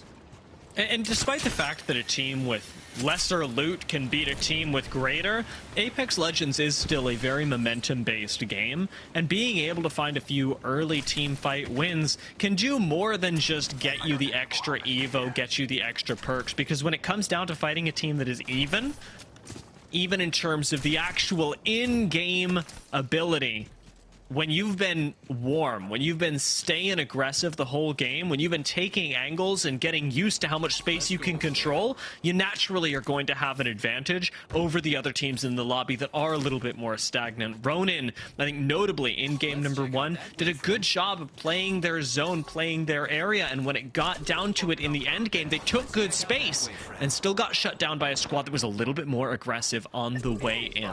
Yeah, I think for Ronin, though, they're still having a fantastic day. 30 points, of course, after 2 games. Fantastic. I think one thing that, you know, they might still be struggling with is just that identity of, well, like, who the IGL is, and when you can take over that role at certain points, right? Of course, having Nasky there, he's been IGL his entire career, finally taking that step back to let someone else take the reins is going to be different. But you can hear in his voice a lot of times in the comms that he still has that urgency when he makes calls, not calls, but when he makes a shout out, right? He'll say someone's cracked or I've got a knock. There's a real sense of urgency to his voice, which really does impart onto his team, like, we need to push this, right? It's almost an unspoken language with the tone that he uses. And I think right now MG Clutch is still getting used to that, but I'm glad that here in the mix-up, in the shakeup of roles, basically for Nasky, that they're still finding some success. Now for Team War, this is a team that,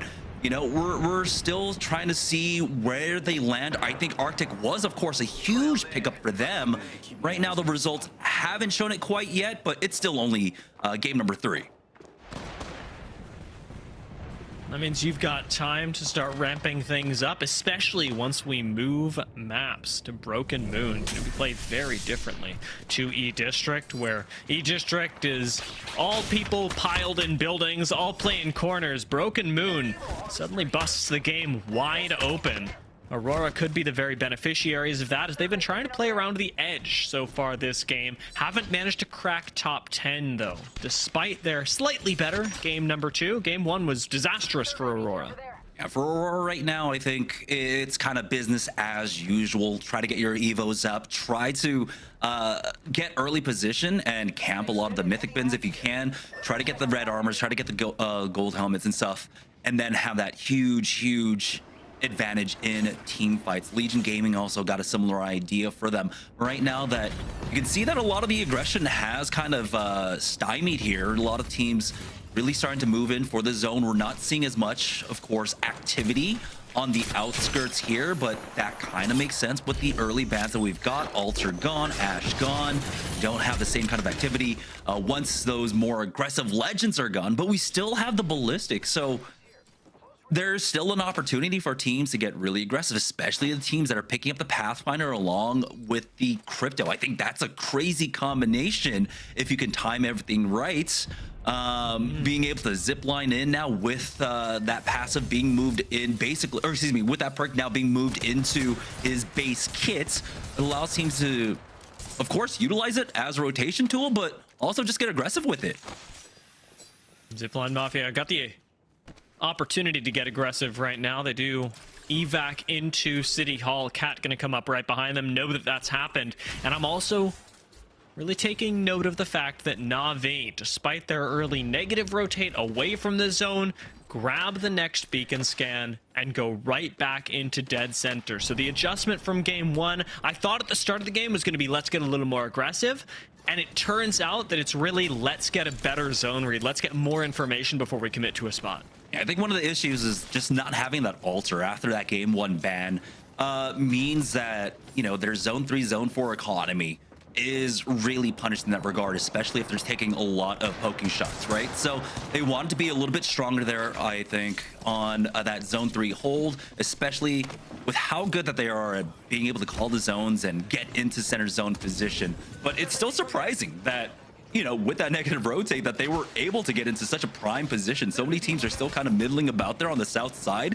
It seems like a lot of teams are playing scared here on their rotates right now. They're not trying to take the risks, and yeah, I don't blame them, but this kind of goes back to one thing that Hawkes was saying right now in the EMEA region, that a lot of teams are just playing scared. We're not seeing the same kind of aggression that we saw, and that's one of the things that kind of punished them throughout the ALGS Open, right? Which was marked by just overt aggression throughout almost all stages of the game until our match point finals. This is where we may have the teams like Atlas, actually, that get a little bit more aggressive, got a little bit more aggressive, I should say, in Challenger Circuit, really be able to come out on top. We saw SJP2 doing the exact same thing last game, and we're seeing Ronin do it now. Get aggressive, push the advantage when you know you have it. And although you've lost MG Clutch, Naski knows that he's bought plenty of space and plenty of time with the expenditure of his Fuse cooldowns. I think we'll be getting a res right here, and it is all about getting yourself a little bit more space between you and everyone else, and not really going to work out. Whereas for Atlas, the team that I talked about earlier, they've sandwiched themselves, unfortunately, between two squads, and with Tryhard Thor down, they could be getting pushed themselves. Yeah, this aversion to risk coming out from so many of our teams is creating a lot of space for our squads that are playing slow side of the zone. So for Ronin, Zero Tenacity, Sha-La-La, for Ronin to be able to actually be able to plug in MG Clutch back into the game with all that space is not that something that should be happening. It should be punished, but they're getting away with a lot more here. And so Ronin will be able to maintain their 3 core members, and once again, trying to convert into the late game. It's going to be Cat, though, that go down first. I'm amazed that we're able to survive that long on Atlas, given the amount of focus that was thrown at them. SJP2 fully stabilized, like we talked about earlier, being able to play in this corner. They do have some company. Shrik's right below them, but that's going to be unspotted as he is currently invisible, and I don't think has any plans of changing that. SJP2's position instead is going to be used to harass other squads, gatekeep other teams, and Trix is trying to play the survival game. Make it up to 15th. Grab yourself a few more placement points. Denze playing for space right now. Could take down Tryhard Thor in an instant. Nice swing through the Catalyst wall. Black Venom now in trouble. And we're going to see SJP2 claim another 2 kills. Yeah, they have a fairly isolated fight, but they have to be careful. They know that Ronin are in the area, and so the timing of this fight has to be faster. You have to get out of there. You can see third party now coming in, and they're starting to back away. It does seem like with MG Clutch getting respawned in, they didn't have the same kind of aggression. They needed to wait for him to get re-kitted essentially there. And so that might have been the saving grace for SJP2. We've seen how good MG Clutch has been at really getting that initial frag, especially in the third parties. And so SJP2 were very lucky to be able to kind of swerve and not receive that full brunt of pressure from Team Ronin. Kearney, Skull Piercer 30-30.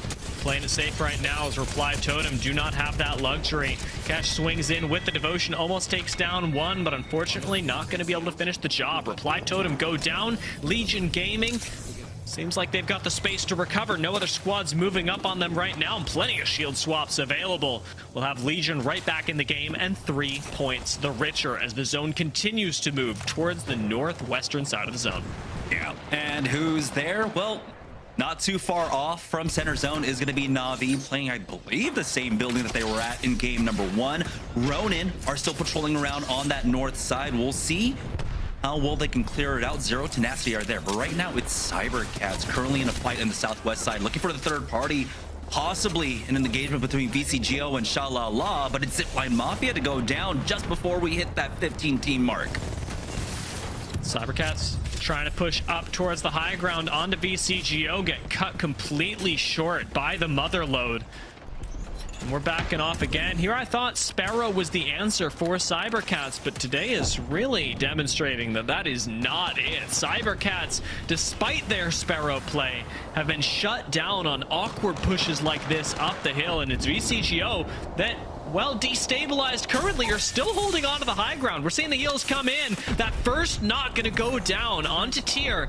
And maybe this is the weakness for VCGO. They've expended a lot to stay up here and still lose one, while Ronin go down. VCGO pick up their comrades and get right back into the swing of things. Aurora and Zero Tenacity putting on a lot of pressure there to finally take out Team Ronin. VCGO able to survive as well and secure that, but it's GoNext. Now in the scramble here on the south side, I believe they got more to their south. Kraber in the hands of Henchmen as they get tagged by that EMP. He pulls off that bats to just not waste it essentially, so that's great to see. But right now, we'll see GoNext if they can create an opening for themselves with this Kraber. But you can see that Atnum gets flanked. Frick's doing a lot of damage to Atnum. Sherb gets through the door, but GoNext still alive on the low ground.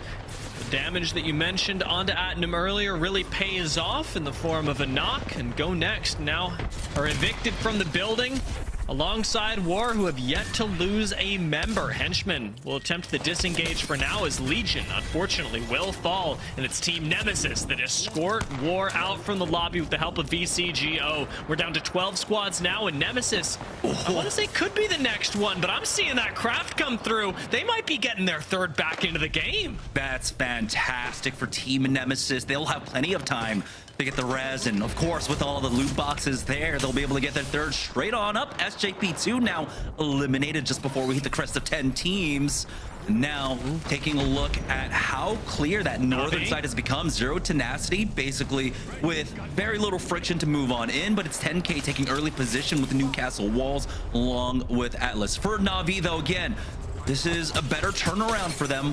They've secured themselves top 9. They're starting to pick up some kills, and they have some space to work with here on the southeast side without too many teams to contest them. Possibly mined, but I think Na'Vi are basically in the clear. And you can see their movements on the mini-map. A team that is trying so hard to restrain themselves. Na'Vi really wanted to go for the kills on Team Nemesis just seconds ago, but have decided to play for the end game, play for the win. Something that Aurora tried desperately to do with the Newcastle wall in the corner. But now that there's no energy on this thing anymore, nades are a serious concern. Kazakh thinking about refreshing it, but will save the cooldown for right now. That could turn into a critical mistake for Aurora. We are left to see, left to find out. VCGO up on high ground, do have a lot of say in how this game goes, and I'd love to see them start taking some pot shots at folks, but it's Kashera who comes up. And Kashera, who in the line of fire, will be taken down. VCGO with great flanks, drop down into the line of sight of Sheila, but Tier will come down and try and finish the job. VCGO stabilize on the high ground. Great defense from Nono.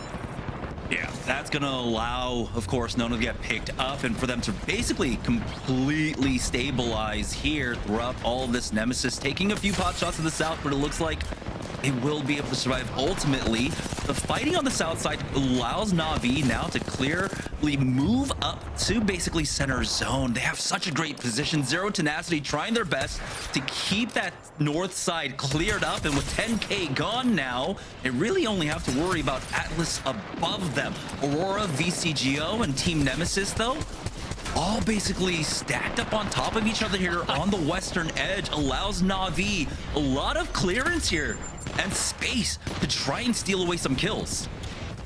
Atlas, we mentioned their aggression earlier, could be paying off now. VCGO doing such a good job of playing defensive, though. All these frags come out of Kiner. He swings up on a Black Venom who's got maybe 10 HP to his name. Black Venom hits the floor immediately. Atlas's push gets completely shut down, and VCGO hold on to the high ground. They're having an excellent game off the back of what was a even better game number 2. Let's see if they can up that ante for this third one. Mind are going to go down, leaving us with just 4 squads. You'll notice that Aurora were sat down in the corner. They didn't get to live because Na'Vi walked up on them and finally released some of that aggression. Now down to our final 4 squads. We got Nemesis, VCGL, Zero Tenacity, and Na'Vi as the aggression there on the bridge is breaking out. It's just Na'Vi watching on as they learn their mistakes from game number 1. Now they've got victory just waiting ahead of them. Nemesis knocked out. It's our final 3. Zero Tenacity's reset gonna go unchallenged with the catalyst wall that just now comes down. Micey exposed, but still, fortunately for him, very much alive. Nobody was looking at him as that one came down. Na'Vi, furthest away from anyone though, should have the advantage. In fact, I'll say should have the win, given their position. VCGO will keep them honest for right now, but with no Ash Portal to suddenly cross the distance, VCGO and Zero Tenacity should have to fight each other. We'll see if VCGO can do the same thing they did to Team Nemesis, right? They do have the Motherload available. We'll see if Tyr can actually get that drone across for the EMP. The nade situation, though, isn't quite there, though. The knuckle clusters doing enough, though, possibly forcing Na'Vi out early, and there it is, everything coming down along with that rolling thunder. Na'Vi know the win condition. As long as they don't get naded out of this spot, they should be able to win the game. And they just completely ignore heal through VCGO. I'm waiting to see if a knock comes in because the knuckle cluster almost does it. We don't want the health bars, but VCGO, they don't have time to gamble on it anymore. They're going to drop down, get eaten alive by Zero Tenacity, and Na'Vi with the low health bars and all come down to try and finish the game, and they will. Na'Vi play the patient game and take game 3. It wasn't just the patience game. It was just hoping and praying that one more nade doesn't come in from VCGO. Na'Vi are able to tank up all of that aggression. You had, what, 2 knuckle clusters coming in, the Motherload, along with 1 frag grenade, and they ate it all up. And they, I think, had maybe 40, 50 HP split between the 3 of them, but that patience definitely paid off for them. They ran that gamble, and with that, they were able to go for the full reset and win out. Fantastic effort out there from Na'Vi, especially considering how they were basically able to learn their lessons from game number 1, right? They didn't go for that early position in that round number 1. They went for the negative rotates and came in round 3. They had a lot of free space to do so, surprisingly enough, but basically having that extra economy allowed them to survive there in the late game. So yeah, great turnaround there from Na'Vi, especially turning around what wasn't the strongest start there on E District, and now they have a really strong footing moving on to Broken Moon. And you know, nice knowledge from them. I will agree with you. You could almost feel Hiarka's hand on his rosary during that last bout of nades. But the fact that they're able to outlast and even in the final push, not have to overcommit on, I want to say, like low health bars that they didn't think they could take a fight with. They don't stick the heal. Instead, Rain Day, they manage to pull something together and go, you know what, now's the time, just academically, where we should go over the wall. I'm 50 HP, let's do it anyway, because this is the game winning formula.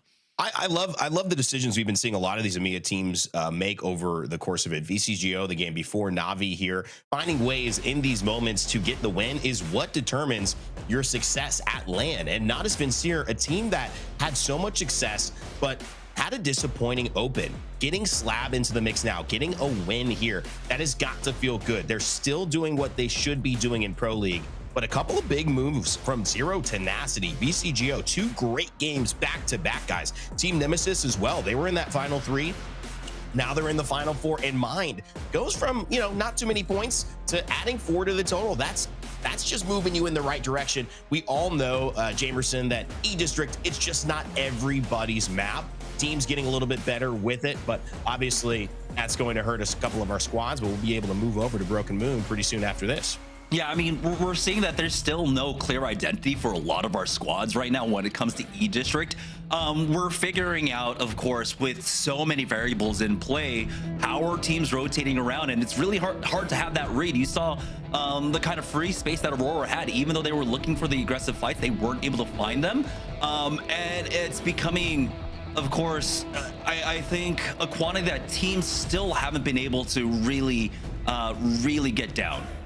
Yeah, and that's just kind of the way this has been. You know, joining us, the ALGS is in year 5, but each year is a different iteration, and even these teams are changing things up. Phoenix and Fuda together. Normally you're seeing K-Swinney and Fuda, and now obviously Mizey bringing his talents to that squad. It's paid off. Fracking potential, maybe just the right answer. Phoenix, I always say, he's a great old friend of mine. I cast him in Paladins. He was a world champion in that sport. He's always had the potential to IGL at the highest level. Does he have the right team around him? Certainly feels like he's got the right team around him today. 5th place so far for them. Natus, Vincere, 2 points ahead. VCGO still doing really well. And Ronin and Shalala. It's getting ever closer, Dia, at the top in EMEA. Yeah, I'm really liking the way that VCGO played that particular round. In fact, this whole map, E-District, has been managed really well by them, considering their game 2 and 3 performance. The kill points may not be there in the same way as it is for Shalala and Ronin, but they're keeping themselves in the conversation, and just as Jamerson pointed out last game, they're making the right macro moves in these end games. I mean, they might not have had the nades to back it up, but man, that end game was almost theirs. Exciting stuff to watch. And, you know, EMEA always has some exciting personalities that we get a chance to talk to. But there's one person, when you say EMEA, that comes to mind immediately. And of course, it's Funk. No, I'm just kidding. But Funk is a part of EMEA now, and that's what's great about it. He's joined Gaming Gladiators. He's gone from being a North American star, introduced here from LG, and now finding his way over to working with Gaming Gladiators, currently sitting in Portugal. Funk, welcome to the show, man. Thanks for joining us at halftime. Thank you guys for inviting me. Thank you.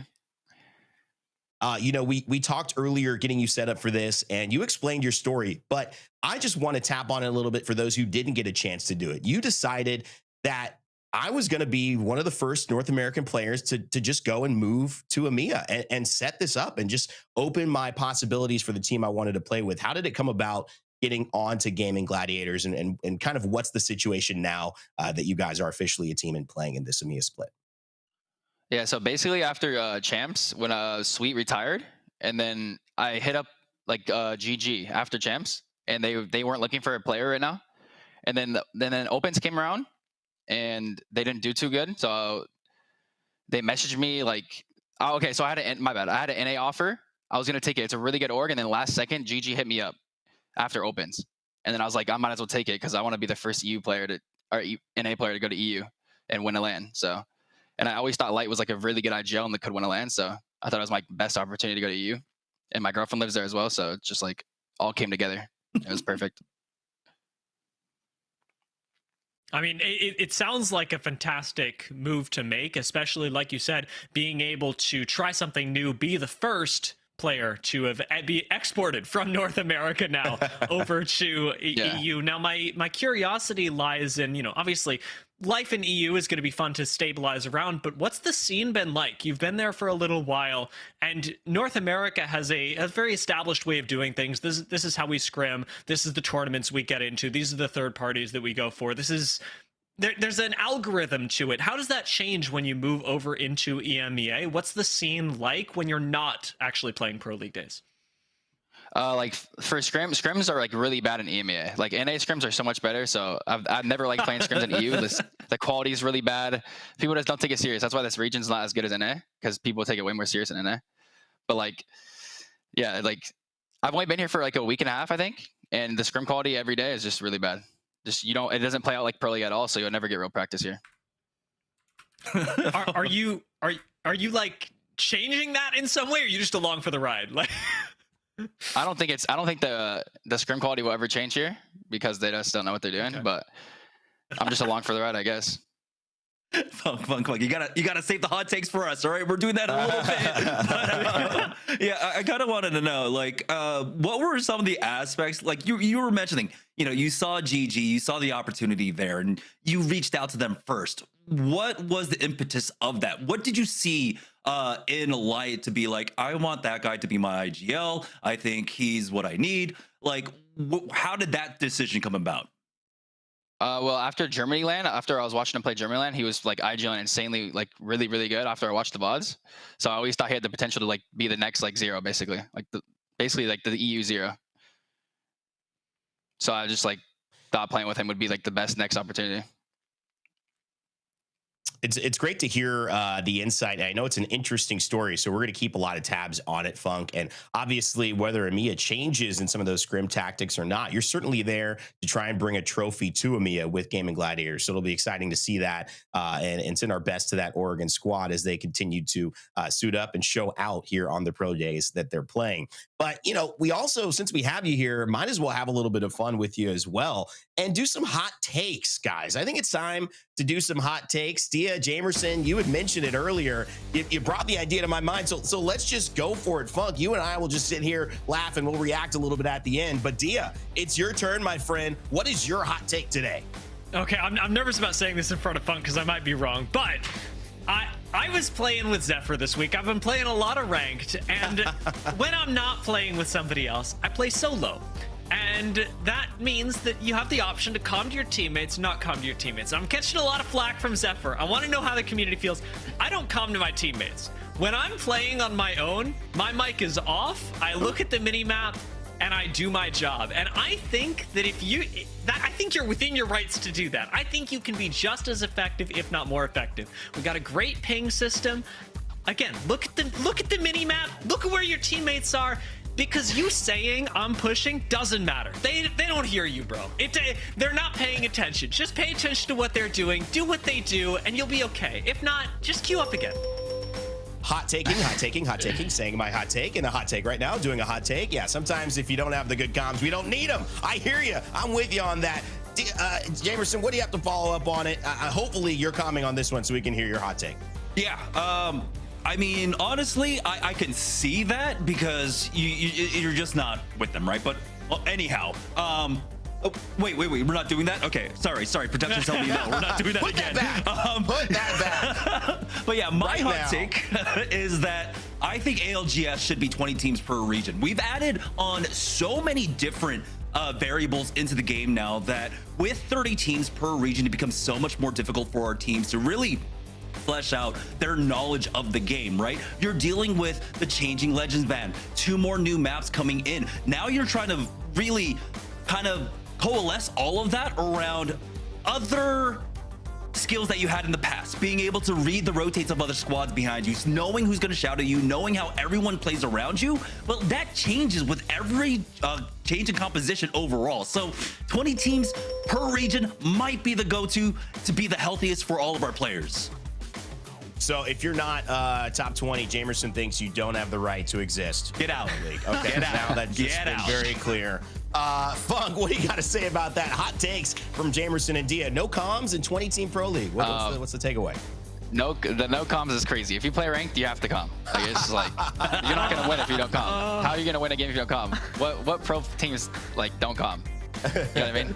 And then the 20 teams, I don't know. I feel like the 20 teams could be good, but the 30 teams is really good for like giving more players opportunities to do good. You know what I mean? So yeah, the 20 teams could be great. Ecosystem wise. Yeah, it'll be interesting. There's 2 different sides to that coin. I love it. I'm a little bit on both, guys. I mean, I calm sometimes. I calm when needed, okay, in rank, but I don't opt to calm right away. I'm not telling you that I'm picking up a stabilizer, all right? So let's just move on and split the difference. Funk, that was fun to do that with you. Jamerson, Dia, obviously amazing. And Funk, while we've got you here, we've got another segment we want to introduce to you because we asked the chat to involve themselves in our broadcast. We told them you would be coming on at halftime. So we picked up some questions that you can help us answer. So let's, without further ado, get to it. What does chat think with Funk and Rain Day and Dia and Jamerson, but mostly Funk? We want to see this. Funk, what was the biggest factor in moving from NA to EU, says Toxic Frostbite 8? Was GG your best offer or just the smallest risk considering their previous success? I think I had a really good offer in NA, like a really good org. Well, I'll just tell you the offer. I could have joined NIP and NA. I was basically locked in, but then the last second GG hit me up, so I was like, let's just do it because I wanted to go. I think traveling for gaming is really cool, and being the first player ever to move from NA to EU could be big. So Like it's a big Hey, risk at the okay. end of the day, but without big risk, there's no big rewards. So.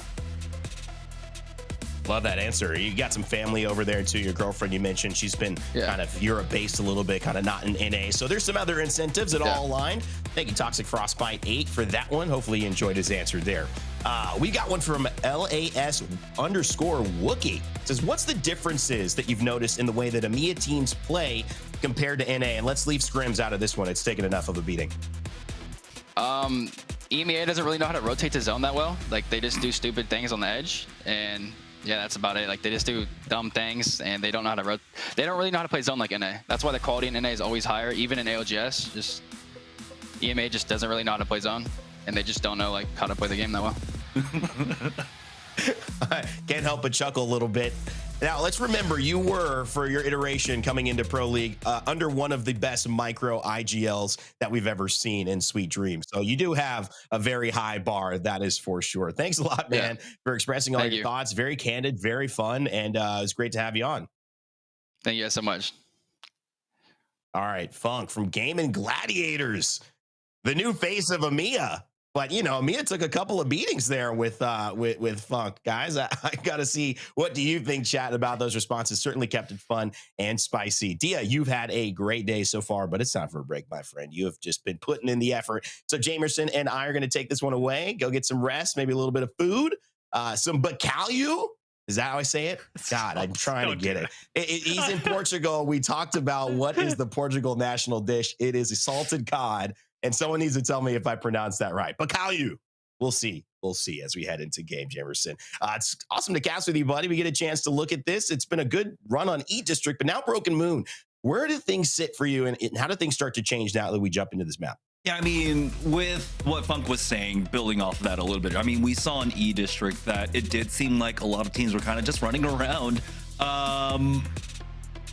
Kind of lackadaisically, right? It didn't seem like there was a clear path for them and how they wanted to move. But I think on Broken Moon, teams have especially on Broken Moon, I think teams have a clearer way that they want to move around the map. E District affords has a lot of choke points that you want to try and avoid, and then you're still kind of deciding, hey, do we want to take the longer route, or are we going to try and force through here? Broken Moon, you have a lot more space to work with, I think, and so it should be a little bit easier for them. Now, this big question for me is, how is this going to shape out for Na'Vi? We saw them finally turn around that first half, right, with a 20-point game in game number 3.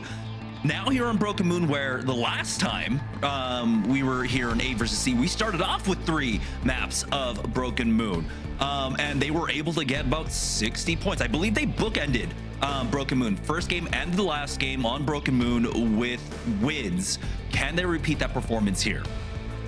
Yeah, it's important to see if there can be any consistency brought together from the maps that they go into. A lot of times I find the consistency is in the day. If a team is performing well, they tend to find a way through, because yes, there are those rotations. Yes, there are moments where the zone is done, but if you give an equal kind of sense of experience to most teams on how much they've played something, a lot of the ways that they take those fights and they make those decisions, the confidence that they play with, a team like VCGO, I want to highlight, who continues to be in those final zones, who's getting good points consistently. I feel like they'll be able to translate that well to Broken Moon, even if it isn't one of their stronger maps, as we get ready to go here into match 4, the map that's been introduced alongside E District into the ALGS this year. No Olympus, no Kings Canyon. Sorry, guys, not for now. But Broken Moon is here to be featured, and it's Natus Vincere coming off a championship run with a new member, Slab, trying to repeat if they can and grab game number 4. Surprisingly enough here for Na'Vi, they had the option of picking up the Newcastle for this composition, but they will not. This is I believe, you know, they still have access to that Catalyst, and I was wondering if both Newcastle and Catalyst would survive the day throughout E District, and they were able to. So Na'Vi have that option going forward for them. But as Dia asked in game number 3, with Alter gone, with Ash gone, how much more Wraith are we going to see? It does seem like now the swap on over here, we're going to see a little bit more of that. We are seeing, of course, the upticks of the Bangalores like we saw in the last game. A lot of Pathfinders out here too. And our first look at the zone range shows us that it's going to be pulling down towards cultivation. So these teams that have the rotation tools can get down there early. Yeah, one of the other things you'll notice, our team leader, our overall EMEA leader right now today, Shalala, they picked up the Sparrow. There's 4 iterations of Sparrow. Cybercats the ones to begin with it, but Cybercats and Nemesis alongside Shalala opting for that, the Pathfinder and the Wraith. Different iterations of that, but a Pathfinder and Sparrow seem to be a little bit of the combination for most of those teams. And now just a Nemesis with the Bangalore Sparrow and Catalyst, giving a little bit more of that cover, less aggressive play style, but also still having the ability to get the information, which Sparrow is so good at with that tracker dart. Just one of the ways he has changed the game. Recons don't even need to be near them. A quick shot with the dart, and all of a sudden you've got the information on how to move through it. Now Team War might find themselves in a small engagement here with SJP2, but our boy Pathy able to get out with that grappling hook. I was going to say, though, with the pickup in Sparrow, we'll see what Shalala can do with it. We do have to, of course, just be completely honest with what happened there on E District. They got 2 pulls to that northwest side over at City Hall. We're able to get center zone and convert points off of that. Now we're gonna see how much they get tested. We're seeing a pull all the way down to the south there at Cultivation, and we'll see. We know that they can play the zone well, but how do they do on cross map rotations? Yeah, and it's always tough. I don't know if this is 100% true, but it might be 65, 35, 60, 40. Usually going north to south, presents you with a little less friction, the same way south all the way up to north does. A lot of these maps have heights, they tilt. And so Shalala coming from that north side yet again, being able to pull down south has worked out for them, and not seeing a lot of people rotating behind them to get up there and take that angle. So we'll see if that continues. But reply totem here on a couple of shots from that amped up, buffed up 30-30. Now with the Skull Piercer available. And just going to keep moving all along. GoNext, Team Nemesis, SJP2, Team War, Zero Tenacity, all found their way alongside Zipline Mafia into near Cultivation, setting up for what could be where the game ends. Yeah, for Zero Tenacity, though, they do have to deal with BCGO on the peripheries, and that's kind of scary, especially with how strong that they've been able to play, and they really haven't had to change up their composition, right? None of the legend bands have really affected what they've been playing across the last 2 maps. And I believe, I'm double checking right now, yeah, they are still running the Crypto and Fuse, so they will have that big bombardment, that big open team fight for themselves. And so Zero Tenacity have to be able to scout that out. They need someone with the long ranges to see exactly what the composition is, and if they're aware of it, what that team is. Na'Vi, though, getting pushed right now, the EMP landing on top of them, but they've got one in kind as they try and hold off this push. Slab just throws a little bit of that antimatter in front of that door, making sure that they at least can zone off one side and play the opposite. Hierarcha and Nshako letting go of Zidane, the biggest story so far. Those roster changes shock a lot of people. It reminds me of North America, SSG winning, and then getting rid of Phony. Zainu, Koikel going their way to join MT and Shopify Rebellion. And Phony finding his own spot in 100 Thieves with Verhulst and Jin Burton. Obviously, North America coming up a little bit later, but in EMEA, this story for Na'Vi is still yet to be written, especially that second chapter. Started off with a bang, though. Cybercats now pressuring with the 30-30, trying to get up to purples, but Lonzy takes a little bit more damage. He might have to get that shield bat off and worry about some pressure. Yeah, I believe Onset and Gaskin started off this discussion a long time ago, right? Who's stronger, cats or cybercats, right? The argument, who's stronger, cats or cybercats? And I believe cats have a +1 on the day over cybercats, so they are currently in the lead. And it does seem like this rivalry continues there, but cats decide they're not in position for that fight. They'll go ahead and swerve away for it. VCGO have made their move on in. And while they did meet some resistance, they were able to get right underneath Zero Tenacity here. And it doesn't look like they have to utilize too much in terms of their ultimate economy here. They do have that Rolling Thunder, which won't help them in the fight. It is straight up 3v3 inside the buildings, but it can deter, of course, a lot of the space on the roof of the building, so teams can't get the flank on them. But it does seem like no one really wants to risk it here. There is really no point to try and take this fight right now, especially when you don't know where that zone 3 is going to be pulling to.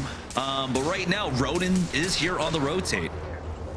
And with this rotate, might come into a lot of trouble here. Hoodie already with the mortar blast. Let's see how they can do it. Listen in.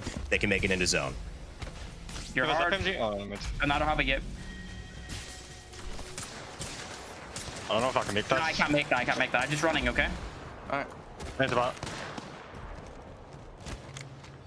Crossing to middle, okay? They're pushing over.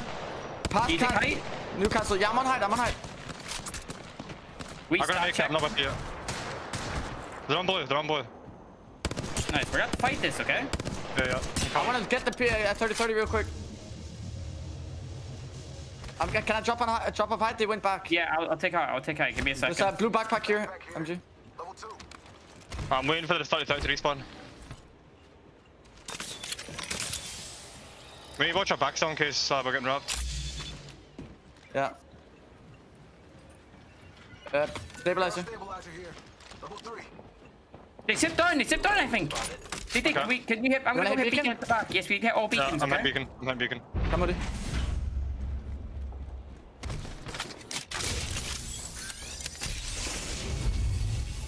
I'm going high. Jumple. Okay, done. More towards Yeah, solar I'm pods. hitting I'm going high. Yeah, I'm coming out. They're not here. Okay. I'm gonna hit this beacon. They're team fighting, into they're fighting, they're our- fighting. No, they're fighting. Yeah, fuse all down. Nades. Yeah. I can get there. Maybe you guys can This push. team I will don't know. 3P. This team will 3P. Let me hit I the can other get that. beacons to get more info, okay? That's true, I think. Path one, Yeah, path one, path just one. like- They just No wiped. fears out. Get the knock. Try and get a knock. I'm hitting beacon. Can't, I'm trying to. can't, I'm hitting can't. beacon for you, okay? 75 off perps now. Can't get knocked. There's a 3P coming as well. Look at the Yeah, 3P. This team is This is easy free to on my kill. ping. But if you think this is easy to kill, we can kill that. Bro, I think we wrapped Terraformer. Bro. Come. This is okay. Coming. Yeah, but we can, bro. This Yeah, side come is on, so come on. fucking congested. It looks like hard these as guys fuck. might fight. If they fight, we third party, but we just get Terra Beacon and see if anything's open. We can maybe wrap this side and do the same thing we did before. Remember, just. Yeah. I have 0 flash meds at all though. I'm one 2-4 guy. on flash. These guys shouldn't be here. They should be on the buildings, right? Yeah, they were two. They were stacked in the buildings, like one building each. Like even quarantine, if we can get like quarantine info. Did they just hit There's a Beacon? UAV. UAV. Yeah, there's a UAV. It's not Sparrow. Okay, I'm walking up. We can maybe try and get it. It might have been a crypto drone. I don't know. Could have been. No, there's someone there. Someone there. They're looking at us. Okay, we might just have Crack to. one. Can we fight this? Can we just fight Crack this? two. Crack two. Yeah. They're all 3 cracked. They're all 3 cracked. I'm batting. Stepping out. Hey, we're not Yeah, fighting in zone. Yeah, we'll be in They're zone. backing out. They're backing out. They're backing out. Taking Yeah, this they're point. going Hit one of them, G. Let me hit Beacon. Oh, can open. Fuse. I'm hitting Beacon. Okay. This is free. We should go for quarantine. Come. Okay. We could just play for quarantine. I'm fucking late as crap. fuck. Okay. Yeah. This is free, by the way. This here is also free. Mythic pill, bro. We should maybe try and break Team that. in quarantine. Team in quarantine. Bro, this fight Yeah, is so that's good if nice, we get in front of them. If we get in front of them, it's free. If we get in front of them, it's free. If we get in front of them, it's free. Yeah, It's like I'm the- late. Yeah. You all sweet with on me, Nasky. It's chill. Yeah. Is that a You're shift? ahead They of might me. try and push. I don't know. Be careful. They might try and push you. I'm trying to beat these guys, okay? Yeah. On me. Yeah. No, there. I'm 10 seconds. And not only did they make it out, wow, they made about 700 other decisions there that all could have gone on the balance of a knife's edge. Oh, no. But what it's resulted in is a fight with Shalala. The confidence to take this and zone them out has backfired on Ronin after all of that. Nasty just trying to keep him alive. Is there any nasty moments here? He gets one. Can he get another? Is this going to be Nasty with the moment? Oh, and he goes down. Shalala and Tyler FPS cleans it up. And that ends Ronin's indecision. Oh, things were looking so good, but you saw the push and pull between the former IGL and the current IGL, and that did slow them down just a bit. But overall, I think really it came down to just chaotic. We've seen chaotic already with the Devo Inso. When he stands in front of you, he's not just a turret. He is a killing machine on that Pathfinder Devo. So much damage early on too. You got to think they felt a little bit more safe in that fight. Pressure was provided by Shalala. Now they're going to have to reset, but there's Legion Gaming in front of them as well. SJP2 also on the fight with Aurora. This is not a place you want to be running into, especially if you've just used some resources and been hanging in zone. And there's Tyler almost going down. Aurora goes down as well, Jamerson. And it's looking like SJP2 maybe the healthiest team here and the best position. Yeah, SJP2 backing off from Shalala, giving them some room now to charge forward, but they can still play off of gatekeeping from this building, but no one's actually looking at their back right now. Legion Gaming did try to come in for a third party on to Shalala, but it looks like they will be able to completely stabilize here. K-Swinny does have, of course, utility left in the back. Chaotic might start things off once again. We got that Stinger bolt down, but it's instantly cleared. Huge stuff. Instantly cleared, as you said. That's a big investment of resources. Shalala, no, this is a fight that they have to win, and they are looking less and less capable of being able to do it with all of their backs against the line. They lose Chaotic much. They lose Tyler FPS. It's just up to K-Swinny. He's got no ultimate, but he's got a devotion and a scout. Oh. He can't find the site that clears him and his team out into safety, and that will be Legion Gaming closing out our leaders of the lobby so far. SJP2 just lingered along too late and kind of griefed the game for Shalala there, but now we're seeing a lot of fighting on the edges. Cybercats versus Cats. It looks like right now it's GoNext with the long range. Elon Z trying to stabilize here as he's lost out completely on one of his members. Taking a look at the zone though, with so many teams still there on the north side congestion, it's only Team War currently, as Legion Gaming now take a fight up against Na'Vi. They've already got 2 knocks. Gotta say, pretty surprising the way these rotations are happening. It seems like a lot of teams with a lot of indecision and maybe just not a lot of good spots to play. So the conversation is, let's not find a building, let's not find a zone, let's just find a fight and try to rotate late, see what we can do. Stay alive, one more second, one more P2020 bullet. That might make the difference. Hinchman believes in that, and he sees results. Atsenum as well, alongside Kinda, holding down this building, making it difficult for Miss Cam to move in. And they're going to continue to do this as long as they can. But the only problem with it, Natus Vincere a little bit up above. GoNext clean that up. That might be, is it a solo from Na'Vi? Is it all 3? But they've still got a lot of teams to move past, and Team Nemesis and Cat still in front of them. Yeah, it's just Uchako there for Na'Vi. Unfortunately, a similar thing happened to them as what happened in game number 1, right? They were in a strong position, but they just weren't able to keep their side of the map clear now, as Team Nemesis already getting 2 knocks. That's cracked, and Adam going down. Cat's now down to 1 here. Calamitous on the other side as Remix Powers will go ahead and chase him down. Oh, Calamitous with the 1 clip, but looks like Team Nemesis on that chase almost getting cleaned up. It's VCGO on the third party. Was rocking the Sparrow as well. Went for the 3 ultimates there. A lot of people having that conversation. What do you guys think? Take the big ult that heals you? Might have gotten him out of that situation. And he didn't get a chance to hit the 3rd. VCGO been playing well. They started with 31 points here. Now they're at 35, second place, and a top 7 so far. They could turn this into a win.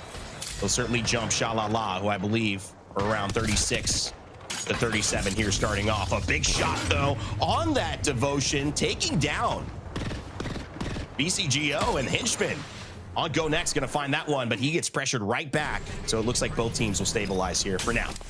Yeah, a lot of space here left to work with. GoNext, though, clearing out a lot of that northern side, but they still have some friction. You can see Team Nemesis on the other side. It's just Zuni left as Atnum tries to chase him down, but the movement gives him a little bit of pause, but they will be able to clean him up, bring us down to 6 squads remaining. But now GoNext are treated to some nades in their face. Henchman, Atnum barely surviving, but it does look like GoNext might be able to stabilize here. Uchako actually playing the defender for GoNext as he takes out Kiner. Oh my goodness, Uchako has no right to be alive any longer than he is right now. Someone's gonna try to take him out. VCGO eliminated. They'll stay in a pretty good spot, but maybe not enough to surpass first place. A team that could do it though, they got 100% tenacity here. It's 0 tenacity. Phoenix, Fuda, Mizey on the high ground. Top 5, 30-30s, shields, resources. I like where they're at. Have to move a little bit, go next to their left. but they've got a clear line of sight to be able to. Yeah, that was a little bit tragic there, right? Uchako, he plays 4th man for GoNext and stops the third parties from coming in up against them, allows them to try and go for the reset, and ultimately he goes down to them. But Zero Tenacity now trying to apply pressure on the duo of GoNext, but I think they might be able to get the res there.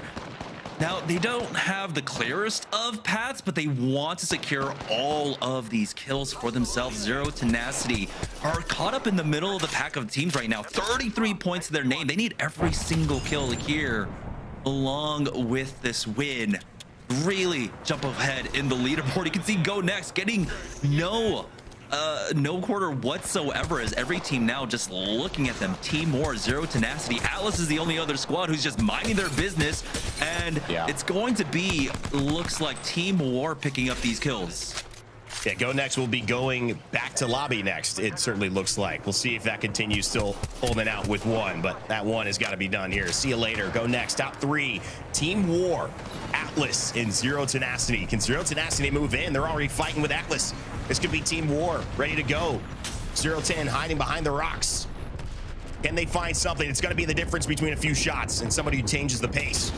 And look at that ultimate coming in, doing damage, but not enough. They'll have a reset, but they're playing on low health. Decent shields there. As you can see, the EMP coming. Phoenix throwing the R-Star, or trying to at least.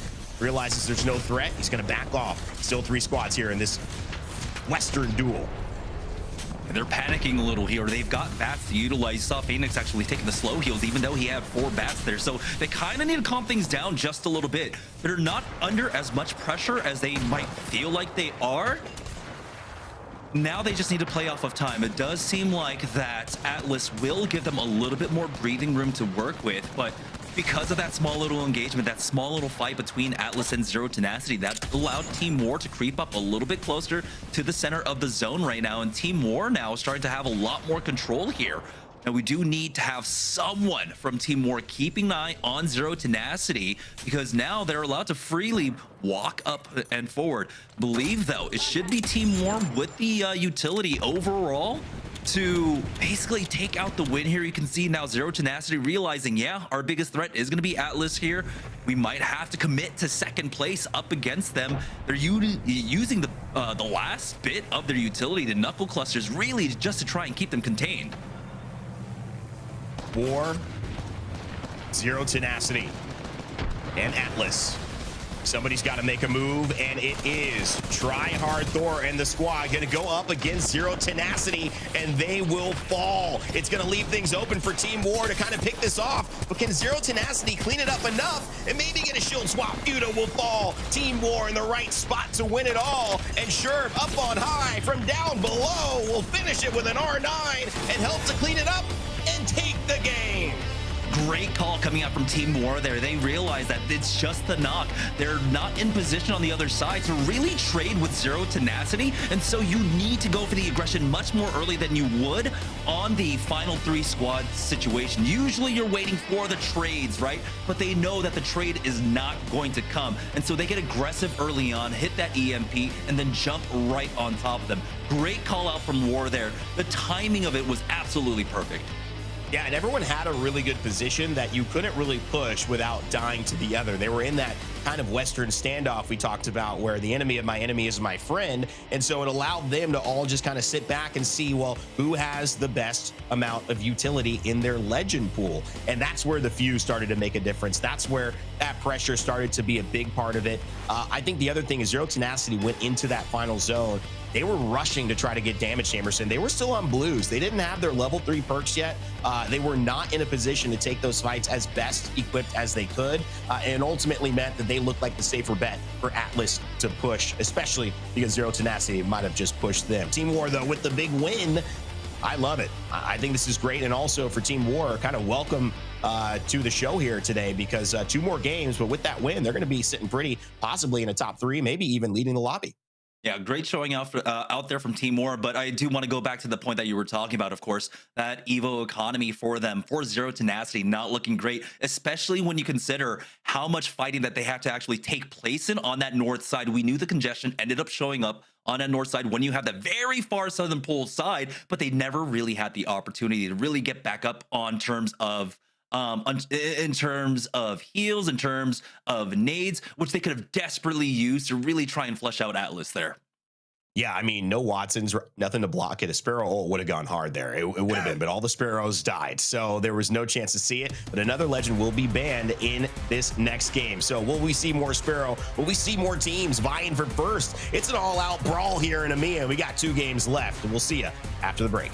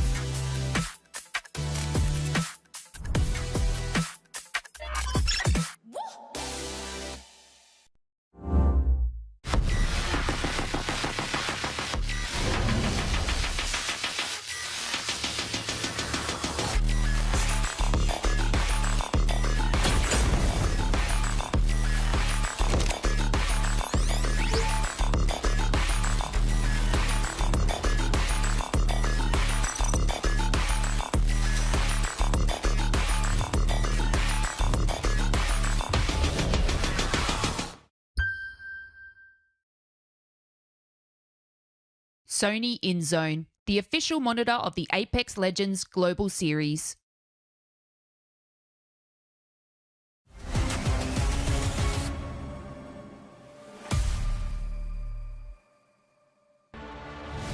Welcome back, everyone, as Broken Moon kicked off in a very exciting fashion, especially tense during that end game, Jamerson. You said it yourself, a lot of our teams were staring each other down, knowing that there wasn't much they could do to unseat the other until the final Clash of Titans. I want to take a look back at that last game and see the final circle once again, as we will be returning to Broken Moon for even more of it coming up in a few minutes. Yeah, I think it really just came down to the patience, really, for Team War. For Zero Tenacity, we saw that they were kind of panicking a little bit. If you looked at how they were utilizing their heals beforehand and everything, you saw that they were a little bit disheveled. Team War, though, had it completely under control, but Zero Tenacity were able to hold out against Atlas here. But you saw that Team War knew and understood that the trades really weren't going to come here, and they had to get aggressive early on. Atlas was just under so much pressure that they weren't going to be able to do the damage necessary, really, over towards Zero Tenacity. So Team War, you know, typically you wait things out, they take things into their own hands and secure that dub for themselves. And going to be a very nice boost to the points for them, already sitting 7th in the league overall coming into today. I'm sure this will at least carry them a little further in the leaderboard. However, surprise to me is that Pathfinder is banned. I'd expected to see something like Newcastle taken away, as typically we see a lot of emphasis on Newcastle, especially once we get into these wide open maps. Pathfinder now being eliminated still leaves a lot of defensive legends open, as we've still got Catalyst, still got Newcastle for games 5 and 6. Yeah, I kind of like the little bit of wordplay we get there at the end. You know, it was Team War winning, and then of course Pathfinder getting banned, so we got the Warpath in game number 4. But yeah, I am surprised by that, right? On Broken Moon, we were typically seeing things like Catalyst, Newcastle getting banned out, but Pathfinder going down kind of makes sense. I want to say teams have been playing off the aggression. We were seeing a slow uptick of the utilization of Pathfinder as we were moving through E District, and you know, he's very strong with how they moved the energized zip line into his base kit, so you don't have to invest into that and you can utilize it very early on. But now he's gone, and so this is where I will see a lot. I think we will be seeing a lot more of the defensive legends coming out. We should be seeing some more Newcastle being utilized here. Would have been very great for other squads, especially in that late game. I'm looking at some of the other legends available as well, and one of the things that has really become apparent in Apex Legends over the last couple of patches is how impactful having a movement ability for your team is. We see things like Alter be really important, Ash, our first 2 bans of the day, Ballistic, who, well, doesn't give you a whole lot of movement in the form of dashes, still does enable your team to move a lot faster, get through fights a lot faster. Same thing for Pathfinder, and now we're almost out of that team mobility. Yes, we've got Wraith, we've got Catalyst that both in their own way make moving from place to place safe, but we're running out of options for a way to ferry your entire squad safely from one place to another. Yeah, we still have the Wraith available, so we will have that. Other options, of course, the Catalyst being picked up, throw down the wall, run alongside of it, the Newcastle with the mobile shield. There are options, it's just not as safe as the other ones that have been banned out are.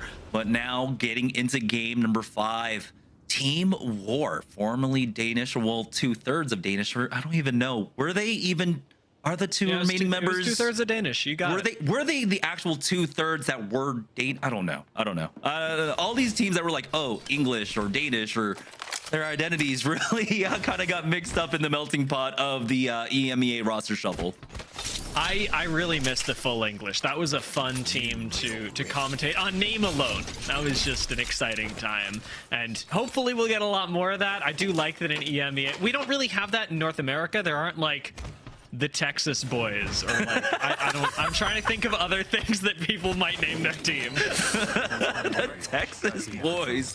The thing is, we have a lot of them though, right? So many people have like moved out to like Austin and such. I mean, it's kind of like the second hub of Apex overall, with all the players and streamers in Austin. But taking a look at our map, our first pull on over towards Stasis Array. So for teams that were able to really bank off of getting the zone pulled over to them, I don't think we have to mention Na'Vi in that discussion. Yeah, they are extremely happy with how this has come so far, especially because when you're going Stasis Array, you have a lot more defensible building area than you do even in Cultivation, where there are several ingresses into a single building. In Stasis Array, especially if you choose to play towards the south, you can really lock down one of those little pods that really only have 2 entrances. Sometimes you get a third in there, you could just retreat to a room. And so if you do want to play zone and hard zone at that, without Alter in the game, getting an early building in Stasis Array has never been safer. Yeah, one of the big questions though for Na'Vi is just how well that they defend their position. In game number 1, game number 4, they had really early position and strong buildings to defend, but somehow they got crept up on. The fight came to them. They weren't able to basically keep the space around them clear. And so Na'Vi going straight center zone might actually just have that naturally at this point. You can see 10K, Aurora, Zipline Mafia all moving in early here. So it's gonna really be important for Na'Vi to keep the area around them clear for now. But you can see there are so many points of ingress around their spot that they just might not be able to. And of all the legends that we talked about, what could be the next ban? What's going to keep you safe? The lobby has really chosen violence over anything for this particular round, because Fuse is the most picked legend in game number 5. With 11 teams, more than half our teams, running Fuse, we've talked about the safety of early buildings in Stasis Array. There's still going to be a lot of nades thrown at you. Yeah, and the utility that Fuse really does provide though, when you're trying to siege a building, clearing out doors with the knuckle cluster, clearing out corners, and basically zoning here. Okay, zoning Motherload early on up against Team Nemesis. They are getting it right now as an EMP gets dropped down on them too. Fortunately able to disengage. with an early use of the Catalyst, while it is a game of stabilization for Nemesis, they're still being hunted down by the Crypto Drone. And speaking of hunted down, we got a team on the offensive. Reply Totem on the inside of this building. Actually look to be able to full reset. GoNext taking care of business elsewhere. But that's a full reset for Reply Totem in what looked like a pretty illegal fashion. Adnan gets shut down as a result of getting too aggressive on this, and now it's Reply Totem with the big advantage. We're going to try and sweep in and take out GoNext. They do so easily, and I got to be honest with you, Jamerson, that's a bit confusing to see it turned around like that. I think one of the things, I might have seen it on the kill feed, was that Na'Vi were able to get a knock onto one of the GoNext members. It kind of... flipped by really fast there, and that could have been the huge difference maker in that fight for Totem to be able to fully reset off of that. And yeah, really surprising turn of events, but I don't think without the helping hand of Na'Vi, they would have been able to survive throughout all of that. But now Reply Totem in an extremely strong position to hold out. They've got the Catalyst, they've got that new castle, so if the zone pulls away from them, they have the tools to move away. Na'Vi are able to hold out here up against Nemesis, clean them up. And this was my big question. How do they fare now when they have a defensible position? Do they allow a team to creep up on them? Well, yes, but this time they win the fight. Yeah, we'll call it a bait, you know, because they won, they baited the fight. If they had lost, you know, it's a bit of a different story. Na'Vi now get a lot of extra loot here as well, since they weren't really able to move out of the POI and gather stuff themselves, and they could even start moving out. I'm seeing the cybercats up there starting to take a little bit of a fight. They've certainly got some damage in them, and so another big power point for Na'Vi can also be picking your moments for when you do choose to leave the building and get aggressive onto other squads, because you can get a lot of KP that way. Yeah, Na'Vi are in a strong position here, basically dead center of the zone, so regardless of whatever wacky pull we can get out of it, they will be basically in position to respond to it. So if it goes to the north, of course they can go and creep up that way. Their only point of friction is going to be Legion Gaming and cybercats to their north right now, but honestly I think they should be safe there. Eastern side is fairly clear, but Aurora could try and hold that one down, and then to the southern side I don't think you really want to try and move in there. But we are now seeing that after the early aggression, things have settled down. Teams are going back to game plans as normal. SJP2 still on the outskirts looking for fights. Ronin as well on the eastern edge, moving their way on up, but now on board with the winners of game number 4, Team War. They are not trying to get into the fray early on. They're going to be camping a lot of these beacons here to really figure out where they want to go once that zone 3 reveals itself. I mean, they are coming all the way down for the south side. I forget where they drop, if it's cultivation or solar pods, but this is what they are forced into doing. But I think it's still the best option for them regardless. Yeah, Team War with a pretty solid position, given that they're solidly in this choke, which means that nobody can really run by them. Remember, we talked about safe options to move your team. We're not even seeing something like Valkyrie picked up here to be able to overpass a team. For VCGO, you've either got to book it through Hazmat Tunnel or take the fight against Team War, neither of which is particularly appealing. Real quick, because we talked about where Team War drop over by cultivation, this rotation has let them, I'd say, get a faster rotate into a choke point than it would into zone. So it's really playing to the strengths of how their POI relates to the overall circle pull. Yeah, we're seeing a lot of our teams start moving their way on over towards the slow side of the zone. You can see on the north side there, Shalala trying to creep their way up towards the Legion side. The ring did end up pulling slightly off to the eastern edge there. Na'Vi still dead center of that zone, but now from here, more than likely gonna have to pull away from them. So do they want to try and make an early move? Will they even be able to, with Legion keeping an eye on them? I think with the presence of Shalala, that might create an opening for Na'Vi to try and move out of their building. You can see now Ronin still playing there on the eastern edge. They've got 10K to the north of them in Eternal, and then they got SJP2 coming out from the Divide to the south. Don't know if they were able to hit that survey beacon, but they should be aware that someone's coming in from the south and they are getting pinched. And so they're slowly moving out of that position and getting themselves out of harm's way. Yes, especially if you're running Sparrow, not hitting survey beacons is like so unbelievable. Actually, like because we've got crypto too. Like I'm in the same boat as you. I'm like, I imagine they did. Like surely they have the data. They did the research. All right, here's Zero Tenacity though on the south side. It's VCGO's, I believe, evac tower being utilized here. And the pressure from Zero Tenacity is actually forcing VCGO to actually land on SJP2. So there is an opportunity for Zero Tenacity to come in for the third party if this fight breaks out. Zero Tenacity very much know it as well. They have not let VCGO out of their crosshairs. EMP, defensively, offensively, not sure which from VCGO, as they are in a really awkward position that doesn't really let them decide. Denze from SJP2 has continued to take shots at VCGO, even sliding on in behind them, and now it's a duo sandwich between two full squads. Mind will go out as Na'Vi defend their position once again inside Stasis Array, and VCGO, I don't think we're gonna see them make it there given how the game's gone so far. Yeah, Na'Vi doing a great job of just pruning out all the weeds in their area, but this was just very unfortunate for VCGO, who had a strong start on Broken Moon. We'll see if they can recover, but SJP2, they were already in a defensible position. Zero Tenacity was applying pressure. This is actually just two members of Zero Tenacity. They've got their third anchoring super far away, basically at their original position. You can see Phoenix has to get out of dodge. He'll get that extra double time speed. Now for Zero Tenacity, unfortunately, now they're getting chased down by SJP2. And this kind of aggression from SJP2 is exactly what we've come to expect. Nice drop into the void. Just keeping your options open, letting your team come in for the flank as well.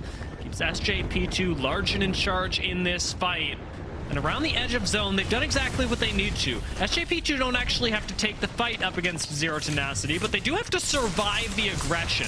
Nate going very low, Denze on the low ground without being able to disengage, finally gets the Wraith Q back up. But with Nate having gone down, how long can SJP2 actually survive this Stinger Bolt? May just get Denze in the back! And it's SJP2 now with 2 down. Should be an easy cleanup for Zero Tenacity. Getting a little bit of help from afar. SJP2 will go down. Great response from Zero Tenacity. They had their anchor responding as they were getting chased down, and having that high ground angle for them really forced back SJP2. And honestly, once they stopped pressing W is when they were in trouble. Once they started retreating, giving up space to Zero Tenacity, that was definitely troubling because they kept dropping down to low, leaving themselves vulnerable from behind. VCGO were able to recover now with their evac tower, get across this wall, but like how they had dropped onto SJP2, will they have to drop onto Ronin? Will they drop onto 10K? This is one sticky situation into another, but they find a small pocket to work with, Dia. And I do think that while this gives them the chance to stabilize, it's not going to let them feel super safe in the next couple of minutes. Something the Team War is really putting to Atlas as well. Not giving you an inch to breathe, not giving you a moment to feel safe. Sure, looking for an entrance, but Newcastle doing a great job of defending right now, and a lot of nades being used from inside of the building. Atlas are giving up utility to buy themselves time, and Team War, they're taking this seriously. The round's starting to close behind them, and if Team War don't finish this fight up quick, both teams will go down. Oh, you can see that they needed to move ahead of them, but instead they just try to hold down on that choke, allowing Atlas on the other side to take the rooftop. Now Team War are stuck underneath, and it's going to be a war of attrition with the zone closing in on them. Who's still got the utility left? Do we have nades? Because if Atlas on the outside have nades to work with, they're going to win this fight. As it stands, though, nobody's really winning as Atlas is going to go down, but the zone is far ahead of Team War. We should be seeing them fall in a matter of seconds as Shalala look to escort another team from the lobby. Calamitous extremely low, and it'll be the end of Cat as we know them. Chaotic healing up, resetting with the rest of the team. Great hold for them, and now more fights still break out on the edges. There is going to be Zipline versus Reply Totem on the south side of the zone. Reply Totem trying their best to heal back on up. Small little angle there for Weak, and he gets the knock onto Nisa. Now you can see Zipline Mafia jumping on top of them.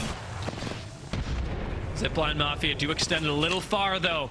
Get caught out by the extra damage from Weak Q on the inside, and the Zipline Mafia, backing away for the moment, are looking for some sort of opportunity to reset. Reply Totem going to get aggressive on this, but again, no nades from Weak Q to defend this angle. Leaves him in a 1v2 with no way out of it. Catch looks to get aggressive, but is going to back off and finish kills for now, prioritizing points over anything else. 10K start to take out Legion themselves. The Zipline Mafia will go down, and Legion seem to be a foregone conclusion. There's no place for Ken to hide. Yeah, Legion end up overextending here, trying to take out VCGO, and that allowed the third party to come in, but you can see the instant swerve out. Kaisha tries to commit for that fight, but he will get cleaned up, leaving a lot of this northeast side fairly clear for Ronin now to try and apply pressure on VCGO, but they might be falling into the trap themselves. You can see Aurora now peeking on over, looking for possibly their moment for the third party. But Aurora do back away, giving Ronin the space. This is really scary. On the north side of zone, Shalala have just landed on Aurora. Well, the zone starts closing in, and Ronin defend themselves from BCGO. We've got two huge fights going on. Who's going to approach from the east side, and who will get to approach from the north? Does look like Ronin with Naski get the knock. Shalala pressured into Aurora on the northern side, while Na'Vi defend their position. Cybercats right next door to them. Rather, I guess above them. They're upstairs neighbors. Consider it for now, but we'll see how long that lasts. Yeah, the proving the efforts there from Na'Vi, actually creating a lot of free space now for Aurora to drop in, for Ronin to drop in as well. VCGO have somehow still survived with one member remaining. War is also a solo, but now the only one there for this lobby. Shalala, though, with that pressure that they were able to put onto Aurora, will now control that northeast side as Zero Tenacity were able to move their way down further south. And they might actually creep up on that solo of Team War. Ooh! Shalala farming the lobby right now. Not a care in the world from this position. They managed to pressure Aurora out of this very same spot. Shalala seem unstoppable. That's still the zone comes for you, because the zone comes for everyone, and it will force Shalala down onto the low ground. Glad to see Tyler actually having some discipline with those nades. He had 3 thermites, only expended 1 there. And really just utilized, never mind the thermite. No, it's the Mad Maggie riot drill, just narrowly missing out. No, Hoodie is getting burned down on it, and he's forced to just bat that through. He does survive, but yeah, being able to notice that, hey, we're running a little bit low on utility. Don't throw all of our nades. Let's just wait out on our cooldowns instead. Great call from Shalala to hold this one down. Team War will fall. It's Cybercats on top of this building.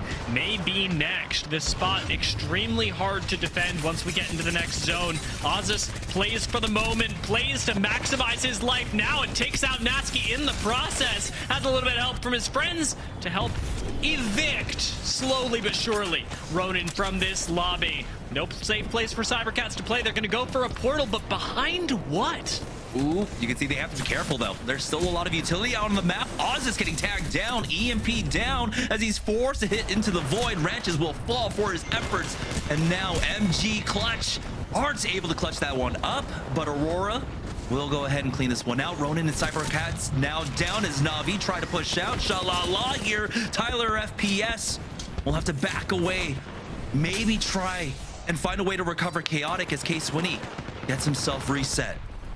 Yeah, Shalala really do need all 3 left in the game. Chaotic does have to defend himself from a few nades for now, but as soon as you can get this reset, it lets Shalala expand once again. Right now, the team has had to contract, give up so much space that they otherwise held right outside Stasis Array. And it's letting teams like Na'Vi, Zero Tenacity, Reply Totem, Aurora breathe for the moment. As Chaotic is back, the heals are going to go off, and everybody, the lobby, holding their breath as we wait for this next zone. Totem takes a chunk out of Aurora, gets slapped right back, and Tyler starts getting aggressive again, but goes extremely low to do so. Now he's got a kind of isolated out there. Aurora's got 2 members just on the other side of the wall. They've got to be careful. Now, they do have a very strong position. It's not the absolute winning position because there's not as much cover. They really need to utilize their gun skill and their cooldowns to try and keep all of these teams contained, but there are just so many angles. Shalala getting aggressive here, pushing forward. Nice shots there from K-Swinny to take out 2 members of Z10, but did they overextend? Now it's just K-Swinny, and I'm inclined to say yes. Shalala overplay their hand, and now Aurora are noticing the weakness. 101 to the face from Swinny, though, could change everything. This last charge rifle shot not going to connect, and Swinny gets wrapped on by Kazakh, takes the 1v1, but it will be Aurora who reclaim the ashes that Shala left behind. Now it's just Aurora versus Na'Vi. This is the kind of fight we look for here in EMEA. Chaco on the high ground does do some good damage, but needs to make use of the Wraith. You see the high ground, though, really strong for Na'Vi. They're trying to find their angles here. But on the other side, for Na'Vi, they've got the cooldowns. Out goes the ult. This is big. Slab did not fall down for that, and instead now has a lot of damage landing onto 9. Impulse jumps up for the kill. Doesn't get traded for it. Na'Vi have a 1-person advantage. Chaco makes use of it, sliding over with the G7 hip fire and claims the game for Na'Vi. And this is what we're talking about, Dia. The ability of Na'Vi to convert onto the zone pulls. It was a little bit more difficult for them when we were on E District. They got that first pull up towards City Hall in game number 1, but they were able to rectify their mistakes in game number 3. And now here in game number 5, it's business as usual for Na'Vi. Yeah, this was an extremely clean defense, as you noted so early on in the game, Jamerson.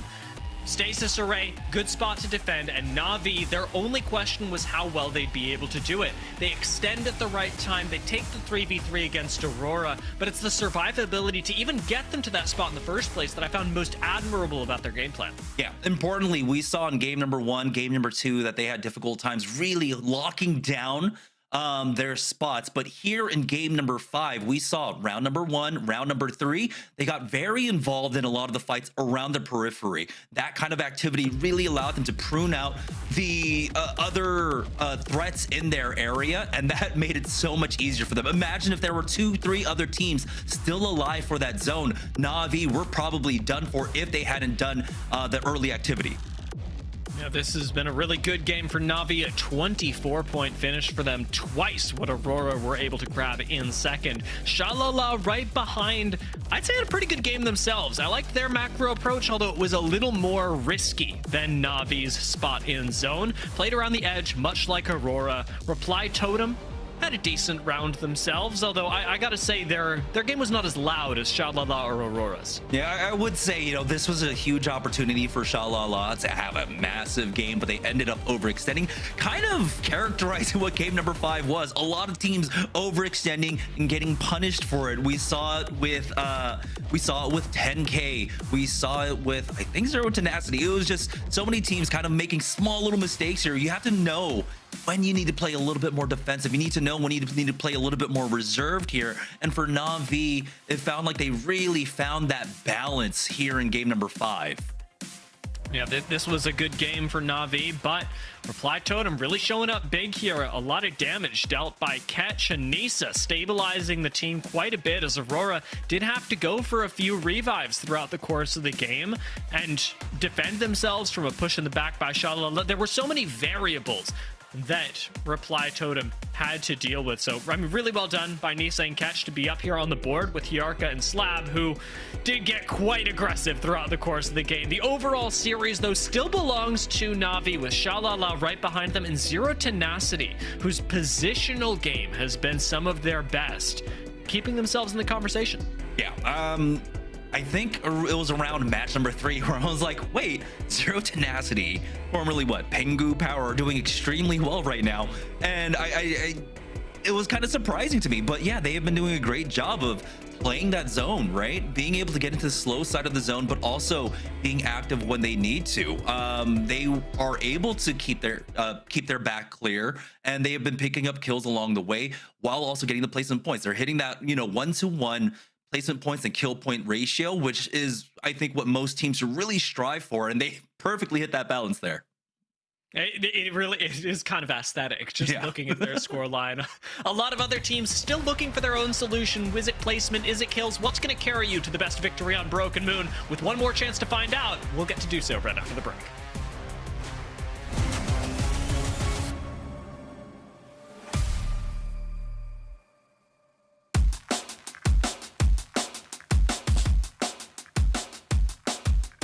It's been nearly 4 months since we all came together. With Year 5 well underway, we now find ourselves here in the Big Easy for the first massive, big, colossal LAN of the season.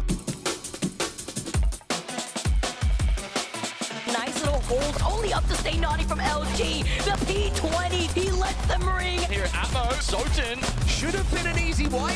Should have been FWG with the hold. And with the Ash Portal on top of it, now it's really up to Kimchi. But Chaotic moves in, he'll find two. He collapses on the damage. Chaotic's gonna swing. Right away. Ready this one. From Timmy, as NRG look for money. It's 150 with the Kraber. Twisted mind, deleted Imperial Howl. DKG answer back, but Vapid drops down again. His Eva is monstrous. Often up, Timmy giving all the attention to is very hard. And now Kurev does exactly that. He's swinging with the charge up rampage. Whichever one wins will get through.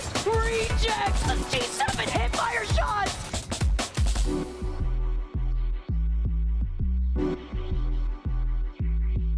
Sykes is the last alive, does what he can for Envy, but it's not enough. It's Alliance who will close out game number 1 here on Broken Moon. So they put up a huge amount of points. Gloryman, he'll come through the catwalk with the PK and the P20s. And it will be GHS Boom who win your match number 2 here. Alliance have officially hit match point with 50 points after 3 games. Corporal manages to come up. The piercing spike putting in the pressure. It's Shopify. Falcons are back up to 3 though. They get the raise. It's now Falcons' chance. As Falcons hit match point. Falcons up on the high ground. Is this the moment that this squad was put together for? Alcazia down. Falcons rising. Falcons champions.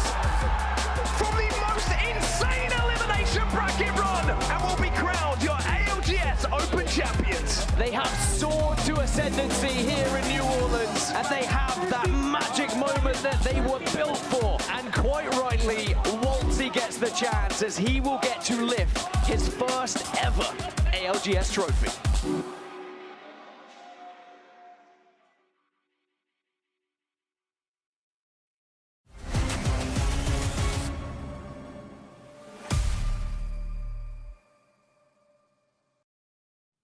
You hear it so often at LAN, the chant, but now it's really true, Jamerson. One more game. One more game left for this day of EMEA.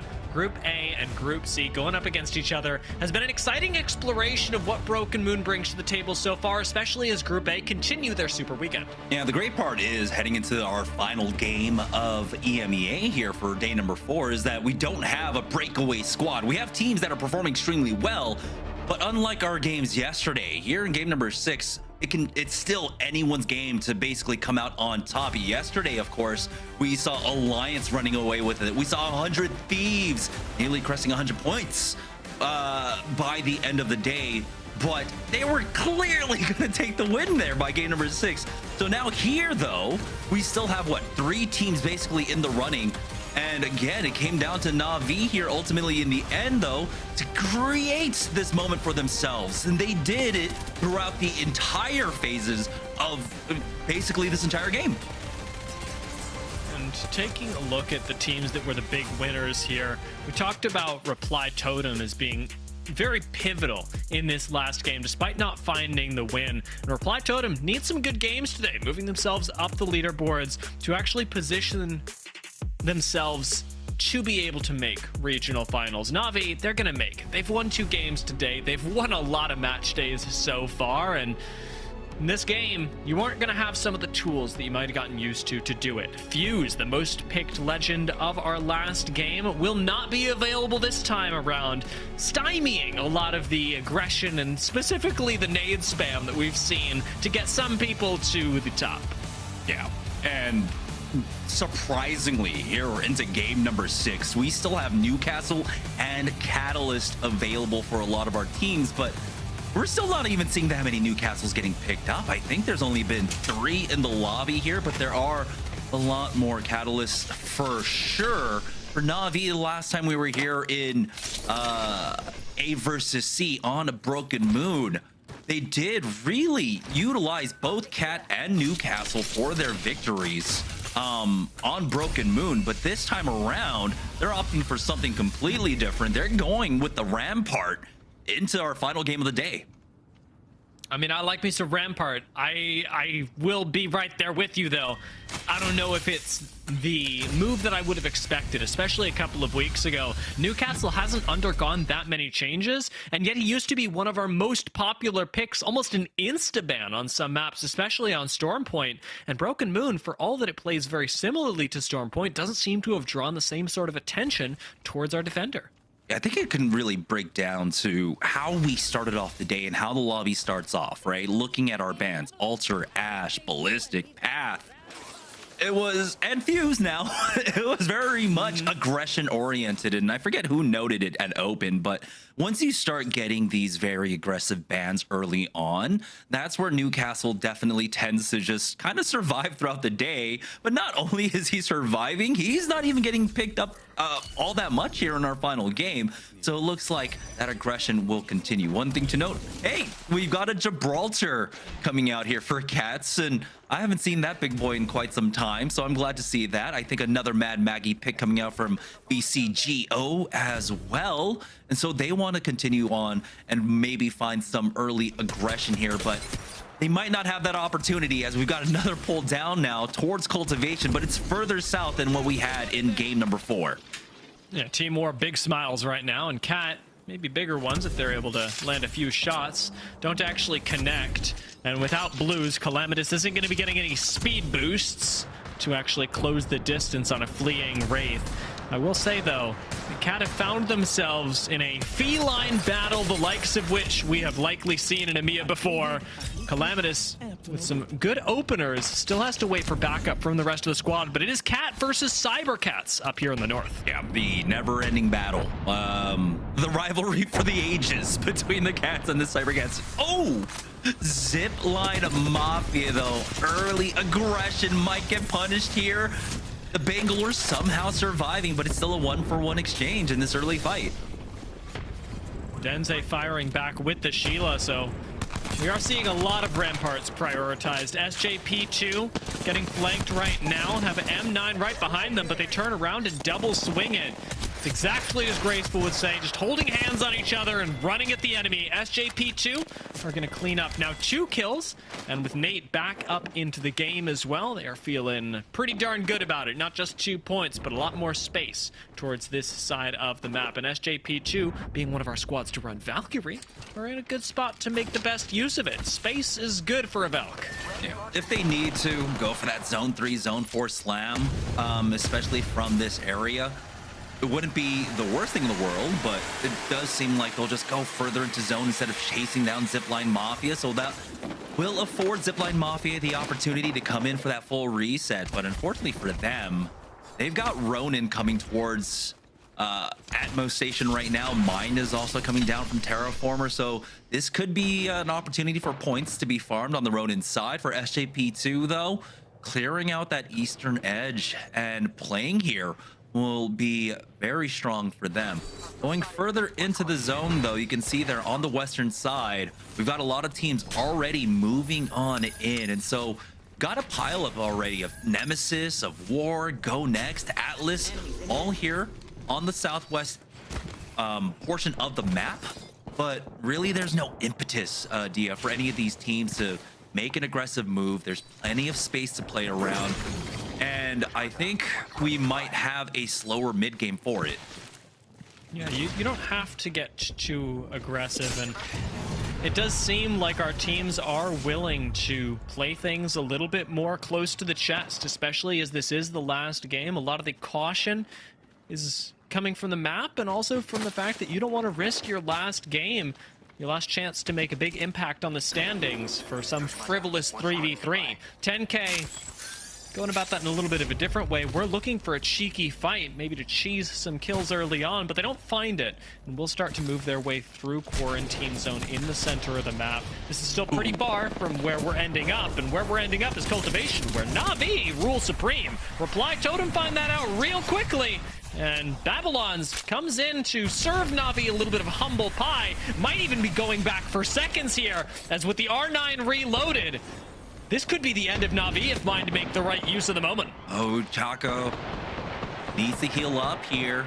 Possible third party from Nemesis, but no, they're not even gonna look at it. Na'Vi just have to back away, and unfortunately it's Hierarcha going down there. So, oh no, Uchako is just absolutely stuck. Sheila out. Taylor, does he note that in time? No. Uchako, does he have an armor swap? No. Oh, he didn't get it? And unfortunately he will fall. And Na'Vi now on a very, very treacherous trajectory here.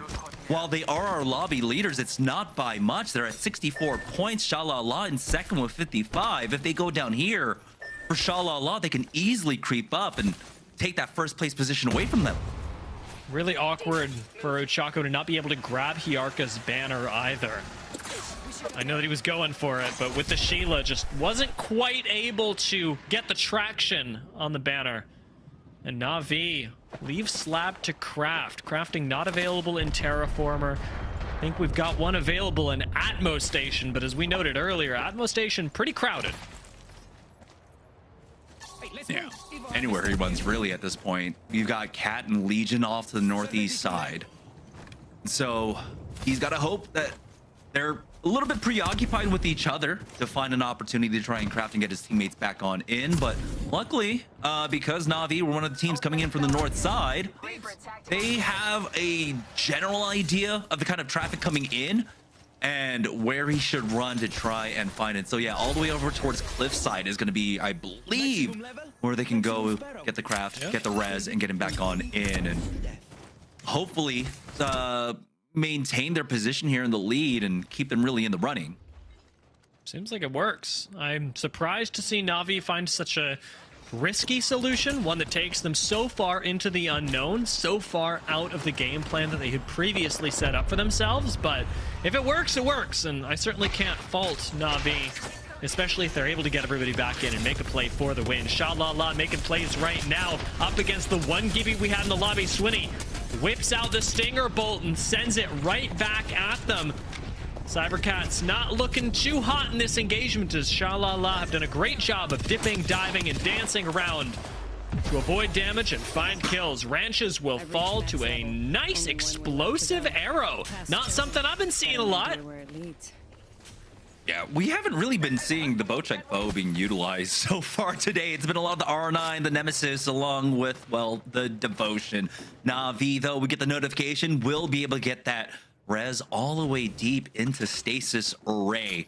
One thing I wanted to note, though, Shalala taking that risk, but it does seem like they had the beacons through the survey beacon, possibly over at Underpass, utilized to know that they had a fairly isolated fight there. We were talking about the risks being taken by Na'Vi, by Shalala, but we know that Shalala, they are not strangers to taking risks in winning positions like that whatsoever. Hell, they're even in match number 5, we saw them take extreme risks and kind of throwing away game number 5, but still, this is a team that, you know, feeds off of this aggression, does like to go for those high KP games, and will often opt for the aggressive move than the safer move. They definitely, they play to win the game, and in some ways, sometimes Shalala do get drawn into playing so that other people lose the game, and that can be an exciting time for at least us as viewers. Zipline Mafia haven't really been drawn into any particular game plan today. In fact, they've been oscillating between going for kills, getting aggressive on E-District, now having a much more conservative game plan when we've moved over to Broken Moon. And it could be a difference between map play, but some of it from the outside Does seem to be Zipline Mafia struggling for identity right now. Not exactly sure what their best game plan is, given the way that the zones, the drafts have been changing so quickly. It's hard to keep track of what your best option is as Aurora fly in over them. Yeah, scarily for Zipline Mafia, their identity might be sandwich. Stuck in between Cat and Ronin right now, while Zipline Mafia are pretty much here on the edge of the zone. They will be forced out of safe cover, with Ronin keeping their crosshairs on them and Cat barreling down. Cat do have the opportunity, just like Aurora, to move right on past them if Zipline Mafia are active enough to apply pressure onto them. And it looks like they did show enough presence where Cat kind of want to move around, but again, now that they're eating a lot of this zone damage, the fight's going to come to them. And you know that Ronin, as soon as a fight breaks out here on the edge, are going to try and fight, third party it. Looking out for the third party. As Aurora set up, Na'Vi could actually come in on this. And it looks like they're going for it, starting to crawl their way up. Cat make their way past Ronin, as you predicted earlier. The Zipline Mafia actually finding some kills for themselves. I believe that's onto Cat. A knock, a full thirst, and a little bit of momentum reclaimed for the Zipline Mafia. Yeah, it was a good move for Zipline Mafia. They moved up towards like the mountainside to the north of them to keep a little bit of their back clear as they tried to gatekeep Cats. But that evac tower allowed them to go a little bit further. We'll see if they can get the res onto Cracked.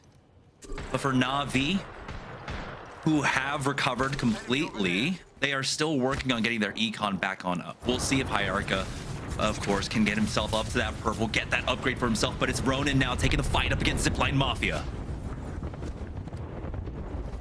High ground belongs to Ronin. No shots fired just yet, but even though they may be late, they find purchase. Door's not closed behind them. You can't leave your door open for Ronin. Nasky slides in, and we will see a quick eviction from this territory. Ronin do not play games, or rather, the ones they do are simply good Apex Legends. Zipline Mafia are gone. Very disrespectful play from Zipline Mafia. Yeah.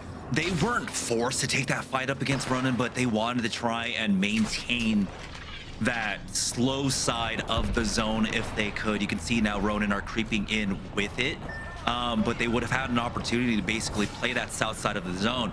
Or Shalala, they find themselves in a building with, I believe that's going to be 10K above them. And again, Shalala will not shy away from a fight if it comes to them. It's another isolated one, I believe, with Na'Vi now running in with the zone here on the north side. They've got Legion Gaming shadowing their angle, and really that might be their only option with Aurora, with Ronin barreling down onto them from that south side here. Na'Vi have to keep an eye on two fronts, but I think now with the opportunity to come for a third party up against Ronin and Aurora, this is going to be huge for Na'Vi. Just have to pick their moment. Right now, stuck between making sure that Legion don't go for them, and good lord, no one's able to collapse onto Shalala. This team cannot be stopped. At least in this 6th game, Shalala have dialed things up a notch and become extremely deadly around the edge of the map, and it's up to them whether they can convert that into a win. Shalala have gotten aggressive before in a way that's gotten the better of them. But this game, it needs to be the one that they convert into a second win so they can rise to meet Na'Vi. Aurora resetting on their fight. You can see Kazakh does just finish off that med kit. They'll try and port deeper in, but they don't have many options. We already have teams holed up. Nemesis on the north side of the current zone, War as well. And now you have a large pileup of teams coming down in from that northern side. Legion Gaming, Mind, and Shalala taking another fight, taking it to VCGO. Shalala, the roof belongs to them. Unfortunately, a few too many sightlines are on the roof right now, and a very awkward portal, very awkward ult expenditure comes in from Tyler, denying the team the opportunity to move later on, as this zone will push them together with another squad. That opportunity to move going to be critical. Out goes the Stinger Bolt from Swinny. The aggressive play kicks off here. Slow is great for Shalala. And they get the first couple of knocks. Kiner going to go down. Safety for Shalala inside this building. There's so much going on. You can't even hear Chaotic's devotion going on. But if you did, you knew you had to run. You can see they tried to get out of harm's way, but Shalala are taking no prisoners whatsoever. Na'Vi, unfortunately, on this run in, lose out on Hierarcha. And I think that might be Shalala's riot drill, now forcing them out of position along with Thermite, but it doesn't quite connect onto them. They've been able to eke out a corner for themselves here, but they are still looking for a little bit more. Shalala. Sheila, the greatest deterrent in Apex Legends, keeps Na'Vi alive for right now. Again, what is with Na'Vi and just walking by, being unable to pick up banners? Slab doesn't grab that one, even with the Wraith, and Na'Vi, still with just 2 members up, are fighting a war of attrition that they are slowly but surely losing. Nemesis is going to go down. Let's keep our eyes on how long Na'Vi are able to survive. VCGO biting the dust as well. Yeah, luckily for Na'Vi, Shalala aren't able to apply as much pressure onto them. They got GoNext right underneath, and like you had mentioned before, being in the sightlines of Atlas on that rooftop is gonna afford Na'Vi some space here. For Team War, though, they've been playing this one out super patiently, as of course they have the ring pulling down towards them. But now they are finally forced to move. It's Aurora that's dead set in position in the center of that zone. Team War want to clear out this north side as much as possible. Na'Vi now finally getting an angle, getting angled out by Shalala, but they are getting punished themselves. Nades coming in, Chaotic burning down to the Thermite. Tyler falls. Shalala, just too many points that they can be focused at. Even now, getting ported on. GoNext, recognize weakness, and it's very easy to start a fight onto Shalala, who are on that rooftop. Swinny, the last one left alive, is going to dip away, hopefully into a hiding spot that puts him right next to Atlas. Can absolutely be found here. Yeah, Na'Vi have been eliminated, though, and now they're only 3 points in the lead with Shalala's aggression with all the kill points that they were able to pick up.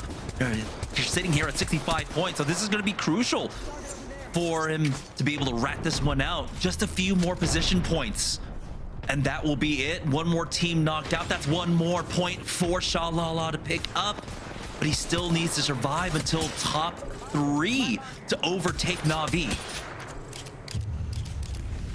Zero Tenacity could be the thing that makes that a bit more difficult, pushing teams into each other from the opposite side of the zone. Let's take a look at the minimap. Shalala still hiding next to GoNext and Atlas, but Swinny's going to take the risk, move out.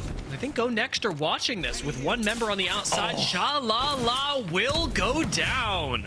Now for Zero Tenacity, they can try and punish this move out from GoNext. But you can see that they still have to worry about the threat of Aurora right underneath them here. Got a lot of cover to play off of. You can see the walls just off to their off to the southern side for Missy and Fuda to play off of. They have a lot of utility. Phoenix with the Rolling Thunder. Gonna have a lot of control in this fight with their remaining utility, and it's all about timing, noticing where the actual threats are. You know that 2 teams are stacked on top of each other. That's gonna be Atlas and GoNext. Aurora, though, is the team that's gonna try and find that isolated fight up against you when that fight breaks out. Pressure's on Zero Tenacity right now. Na'Vi started this game with 61 points. Well, I'm not sure where they ended it. I can tell you right now that Z10 have 60 points, just 1 point behind them. Got to eke out as much as possible to make up for whatever Na'Vi were able to accomplish here. But Zero Tenacity up against Aurora could make it happen right now. It's GoNext to collect the first kill. Can Zero Tenacity collect any further? Aurora, defensive in this corner, playing their best game, playing their lives, and Zero Tenacity afraid of taking a risk, lest they lose their chance at first place. Nice shot from Fuda. Keeps Atlas in the corner. 1 KP and the win is what Zero Tenacity need here to overtake Na'Vi. You could also try and take a little bit more of an active role throughout all of this, but I think waiting it out for the win is the safer play for them. right now, though. You can see the chaos of the battlefield. Catwall going down, separating Zero Tenacity from the rest of the battlefield. GoNext might be looking to try and get aggressive onto Atlas right now, but you can see that there are so many variables. Tryhard Thor gets one knock. There's Z10 picking up 2 kills. This could be Z10 securing the win for themselves.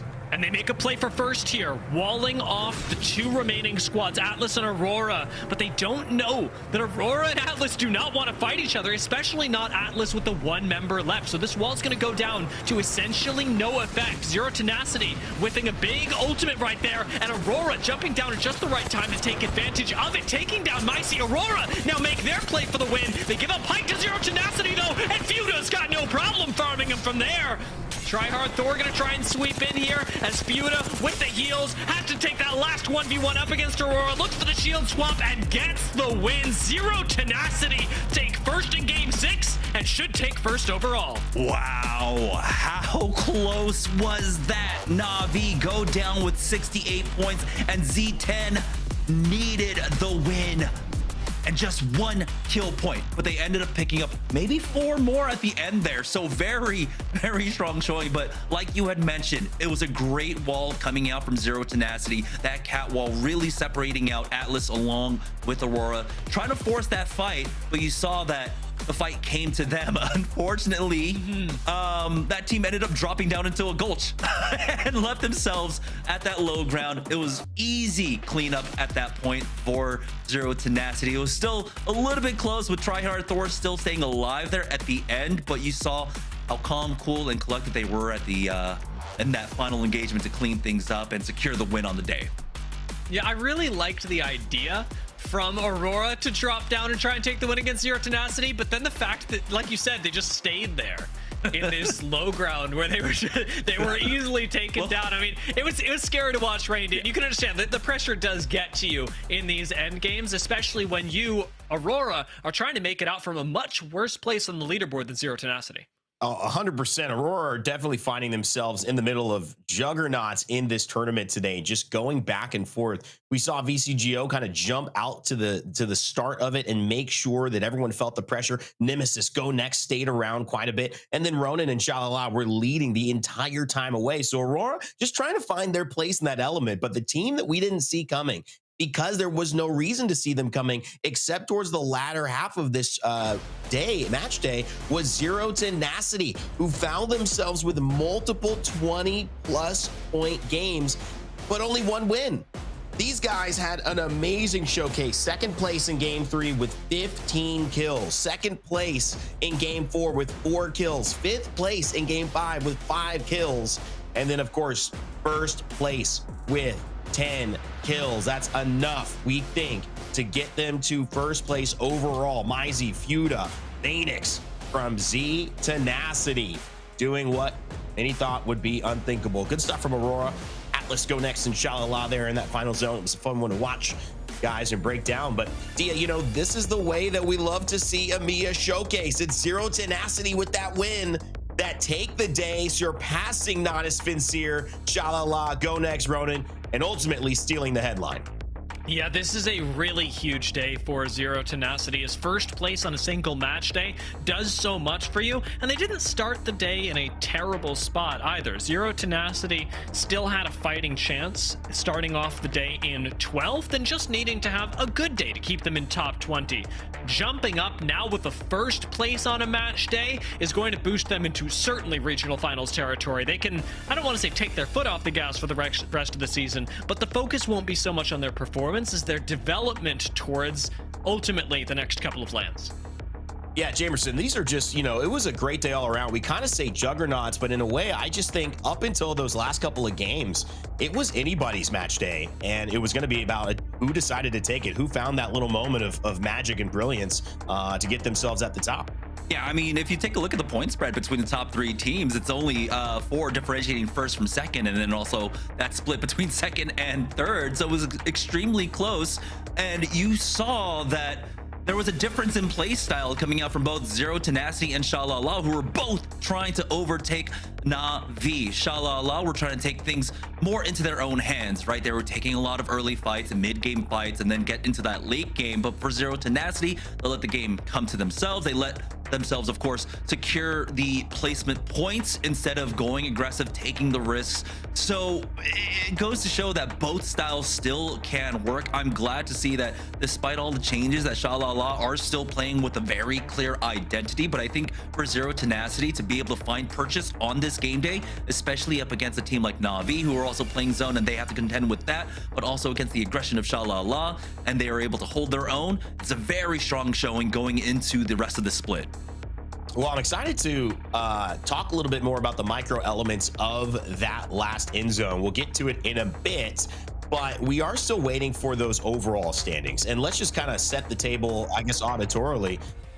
Oh, well, looks like we've got some graphics to back us up there. I was going to say Na'Vi in a great spot still. Obviously, they played so well, so consistent, came in leading a second place. That's going to be enough to stay in the leaderboards, especially with a game played above some of the contenders like Alliance and Z10. But look at Z10, 53 points. I mean, they're not on pace yet to really threaten Na'Vi, but another 25-point win, that would actually put them in a position, Dia, to be just 2 points behind Na'Vi overall in this season. So really a big moment for them, kind of turning around what could have been, you know, an average season, now really having a chance to make it spectacular. Yeah, I've become perhaps a top name, or rather a household name, I think is what I'm looking for, in EMEA. Z10 can start that split off here and then see how far they can run with it, because again, this does set the stage for so many larger things in Apex as well. Split 1 really gearing up towards the mid-season playoffs has to be the focus, and for a lot of these teams now getting their first entry onto Broken Moon of the split, there's no better time to start rounding out all your maps. Well, it's always exciting to see how these things finish, especially when it comes down to just a few points. And sometimes those points are kills. That last little final hit could make the difference between those huge points going into your overall standings or, you know, finding yourself missing out on a big playoff opportunity. Well, our Sony in-zone kill leader race was just as close, as you can see, but it was between 6 different people separated by 1 kill and often tied with the same amount of kills. 15 for Phoenix and Fuda, Chaotic Much and Tyler FPS, 14 themselves. And Jamerson, I loved this final zone because not only did Fuda show us why he was gonna get that kill zone, in-zone leader, he actually used the ultimate here and got so much health back during this engagement. Took a little bit of damage here, but just notice how he's getting that health back from the ult. Yeah, and of course, just the control that you have around it, but you can see that teams try to play LOS around it, but there wasn't much you could do in terms of cover. You had that little light post and that low ground, but it was extremely close. I guess, yeah, it was that Stinger Bolt at the end that kind of eked him out. And luckily for him, of course, to be able to get into the position for that win, to be able to pick up those kills. So really great showing for them. I mean, we saw that throughout the day, Zero Tenacity were being very active, regardless of the points, regardless of the phase of the game. And so that is reflected in his overall performance and the kills that he was able to pick up. Well, it's great to see Fuda on the squad. I can't wait to talk a little bit more about how he's impacted this team and how a former world champion in another esport has found himself to be a match day champion in the esport he's been playing for the last few years. You know him, you love him. I know him, I love him. He's, of course, our main man, Phoenix from Zero Tenacity. Phoenix, what's up, buddy? How you doing? What's up? How you been?